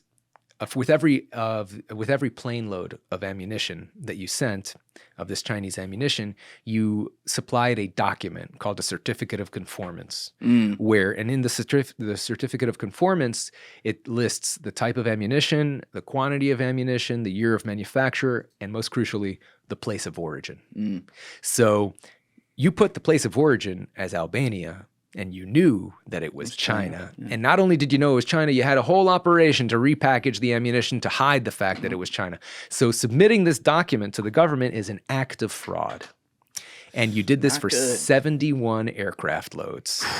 So that's 71 acts of fraud. Counts? Yeah, 71 counts. Exactly. And you can get up to 5 years in prison for each act of fraud. So you're looking at like 355 years in prison if, you take this to court and you lose. Now, does your guts fall out of your asshole when you hear that? I'm terrified. Right. Yeah. And they're like, but we'll tell you what, if you plead guilty, we're going to combine those 71 acts into one. So the most you can get is 5 years max. And because you plead guilty, we're going to tell the judge to go easy on you and to give you the low end of the guidelines. So, maybe you'll get 1 year, maybe just probation. Who knows? Up to the judge, not up to us. But we'll go to bat for you because you plead guilty. So that's your options, right? Easy call. Exactly. Oh, and don't forget. Where do I sign? Yeah, and you need $300K to fight this if you want to fight it in court. So do you have that? No, you don't? Okay, right. So... So obviously it was not much of a choice. So Alex and I pled guilty. Eventually Efraim pleads guilty. He fought them for like another few months, and then he realized did like 4 years, right? Right, but that was because he messed up. He played with guns or some shit. He committed a second crime while awaiting sentencing for the first. Ralph, I'll tell that story, but Ralph decided to fight it all the way. And and that's why it stretched out for like 3 years, because he went to trial once and he had a hung jury. One juror refused to convict him, and then they did the whole thing again, and he got convicted. He got sentenced to 4 years as well. And so Efraim did plead guilty and probably would have gotten on the low end of the guidelines, maybe 1 year or something, maybe even probation, who knows. Probably more than us, because he was the ringleader of the operation. Right. But while he was awaiting to be sentenced, the plea agreement very clearly states that if you commit a second crime, you invalidate that plea agreement, because how are the agents gonna go to bat for you with the judge and tell the judge that you're very sorry and you're a reformed citizen if you commit a second crime? And so they told him, get out of the arms business. You can't do this business while you're awaiting sentencing. Because he was still doing it. Right. So, but of course, the way Efraim rolls, what he does is he uses his newest lackey, the guy he replaced Danny with, because he keeps on going through new ones, right? He uses his newest lackey to start a company under his lackey's name. Oh my God. And he starts doing business under that guy's company's name, right? But Ephraim's like a real control freak. So whenever it got down to like negotiating, he had to do the negotiating himself. And so he tried to do this deal with a company called Knight Industries based in Central Florida, where he would like import these high capacity magazines from Korea and stamp them with Knight's logo so that he could sell them at a much higher price. It was a legit deal, but while he's negotiating with Knight Industries, the guy realized who he was, and Efraim admitted who he was, and he's like, yeah, I've got this thing going on, but don't worry, this is a totally legit deal. I could do this deal, don't worry about it, right? The guy did worry about it. He wasn't sure if it was a totally legit deal. He thought maybe Ephraim's trying to entrap me and to get his sentence reduced, which is a very reasonable thing to think. So he calls up the ATF And he says, hey, you know, I've got this convicted arms dealer who's trying to do a deal with me. What should I do? And the ATF says, oh, that's really interesting. Why don't you introduce one of our undercover agents as your business partner? And so he introduces Efraim to the undercover agent. The undercover agent says, you know, I'm the kind of guy who needs to look you in the eye and shake your hand in order to do this deal. So why don't you come up to Central Florida and we'll sign on the dotted line. And of course, Efraim wasn't allowed to leave South Florida because the terms of his bond, he couldn't leave the Southern District. Feels very entrappy. Absolutely. Oh, we're just getting started. So the agent keeps on trying to get Efraim to bring a gun to the meeting so that they could go shooting, right? Because he knew that Efraim couldn't handle guns because he already had a conviction, and he loves guns, right? So he was trying to entrap him into that. Efraim, to his credit, refuses to bring a gun to the meeting. He says, I'm not bringing a gun to the meeting. But when he actually meets the agent says, hey, I brought my gun. Check this out. You know, it's the latest HK on the market. And Ephraim's like, oh, that's so cool. I love that. I've been wanting to check that out. You know, let me see that thing. Oh. Picks it up and he says, what can I say? Once a gun runner, always a gun runner. Am I right? Oh, that's so good. And the agent slaps the cuffs on him. Right there. And he says, you're a felon in possession of a firearm. You're under arrest. Oh, my God. And you can get up to 10 years in prison for that. So he could have gotten, and he violated the terms of his bond, so they didn't give him a new bond. So he had to stay in county jail for like a year while awaiting sentencing. And he could have gotten a total of like 15 years, 5 for the fraud charge and 10 for the gun charge. But he hired the best lawyers. In Miami, he spent literally like $2 million on his lawyers. And they negotiated it down to 4. Ended up with Matt Cox. Yeah, exactly. And that's how he met Matt Cox. And you ended up with like 7 months house arrest? Correct. 7 months of house arrest. So you didn't have to go to prison. I very narrowly avoided prison. Very grateful for it. Right. Yeah. Now, at the end of the day, it's kind of crazy because the only reason you're even a convicted felon is because the New York Times did a report on this. Yeah. And actually the part that looked like the most egregious was kind of taken out of context. Yes, absolutely. And when you look at what you guys did, there was an element of fraud, obviously, on saying this is not Chinese ammo. That was wrong. But you still pulled this off. Right. You were legit. Like, it's not like you weren't legit. Right. Like, you guys, like, no offense, like 2 young assholes in Miami. You're watching Lord of War on Friday nights. Yeah. You know, we're doing $300 million worth of deal for the United States government. Yeah. Does that ever hit you? Like, that's some pretty badass shit. It's, it doesn't seem real. Yeah. It's pretty intense. Yeah. But listen, David, we'll put the links to that down in the description. Perfect. And other than that, is there anywhere else you want people to get you on social media? Yeah, on social media, it's David Packhouz, P-A-C-K-O-U-Z. On almost all social media is just David Packhouz, except for TikTok, it's David M. Packhouz, but I don't really use TikTok anyway. All right, we'll link it down below, too, so people can get you. But thank you so much for coming up, man. I appreciate it. My pleasure. Everybody else, you know what it is. Give it a thought. Get back to me. Peace. Thank you guys for watching the episode. Before you leave, please be sure to hit that subscribe button and smash that like button on the video. It's a huge help. And also, if you're over on Instagram, be sure to follow the show at Julian Dorey Podcast or also on my personal page at Julian D. Dorey. Both links are in the description below. Finally, if you'd like to catch up on our latest episodes, use the Julian Dorey Podcast playlist link in the description below. Thank you.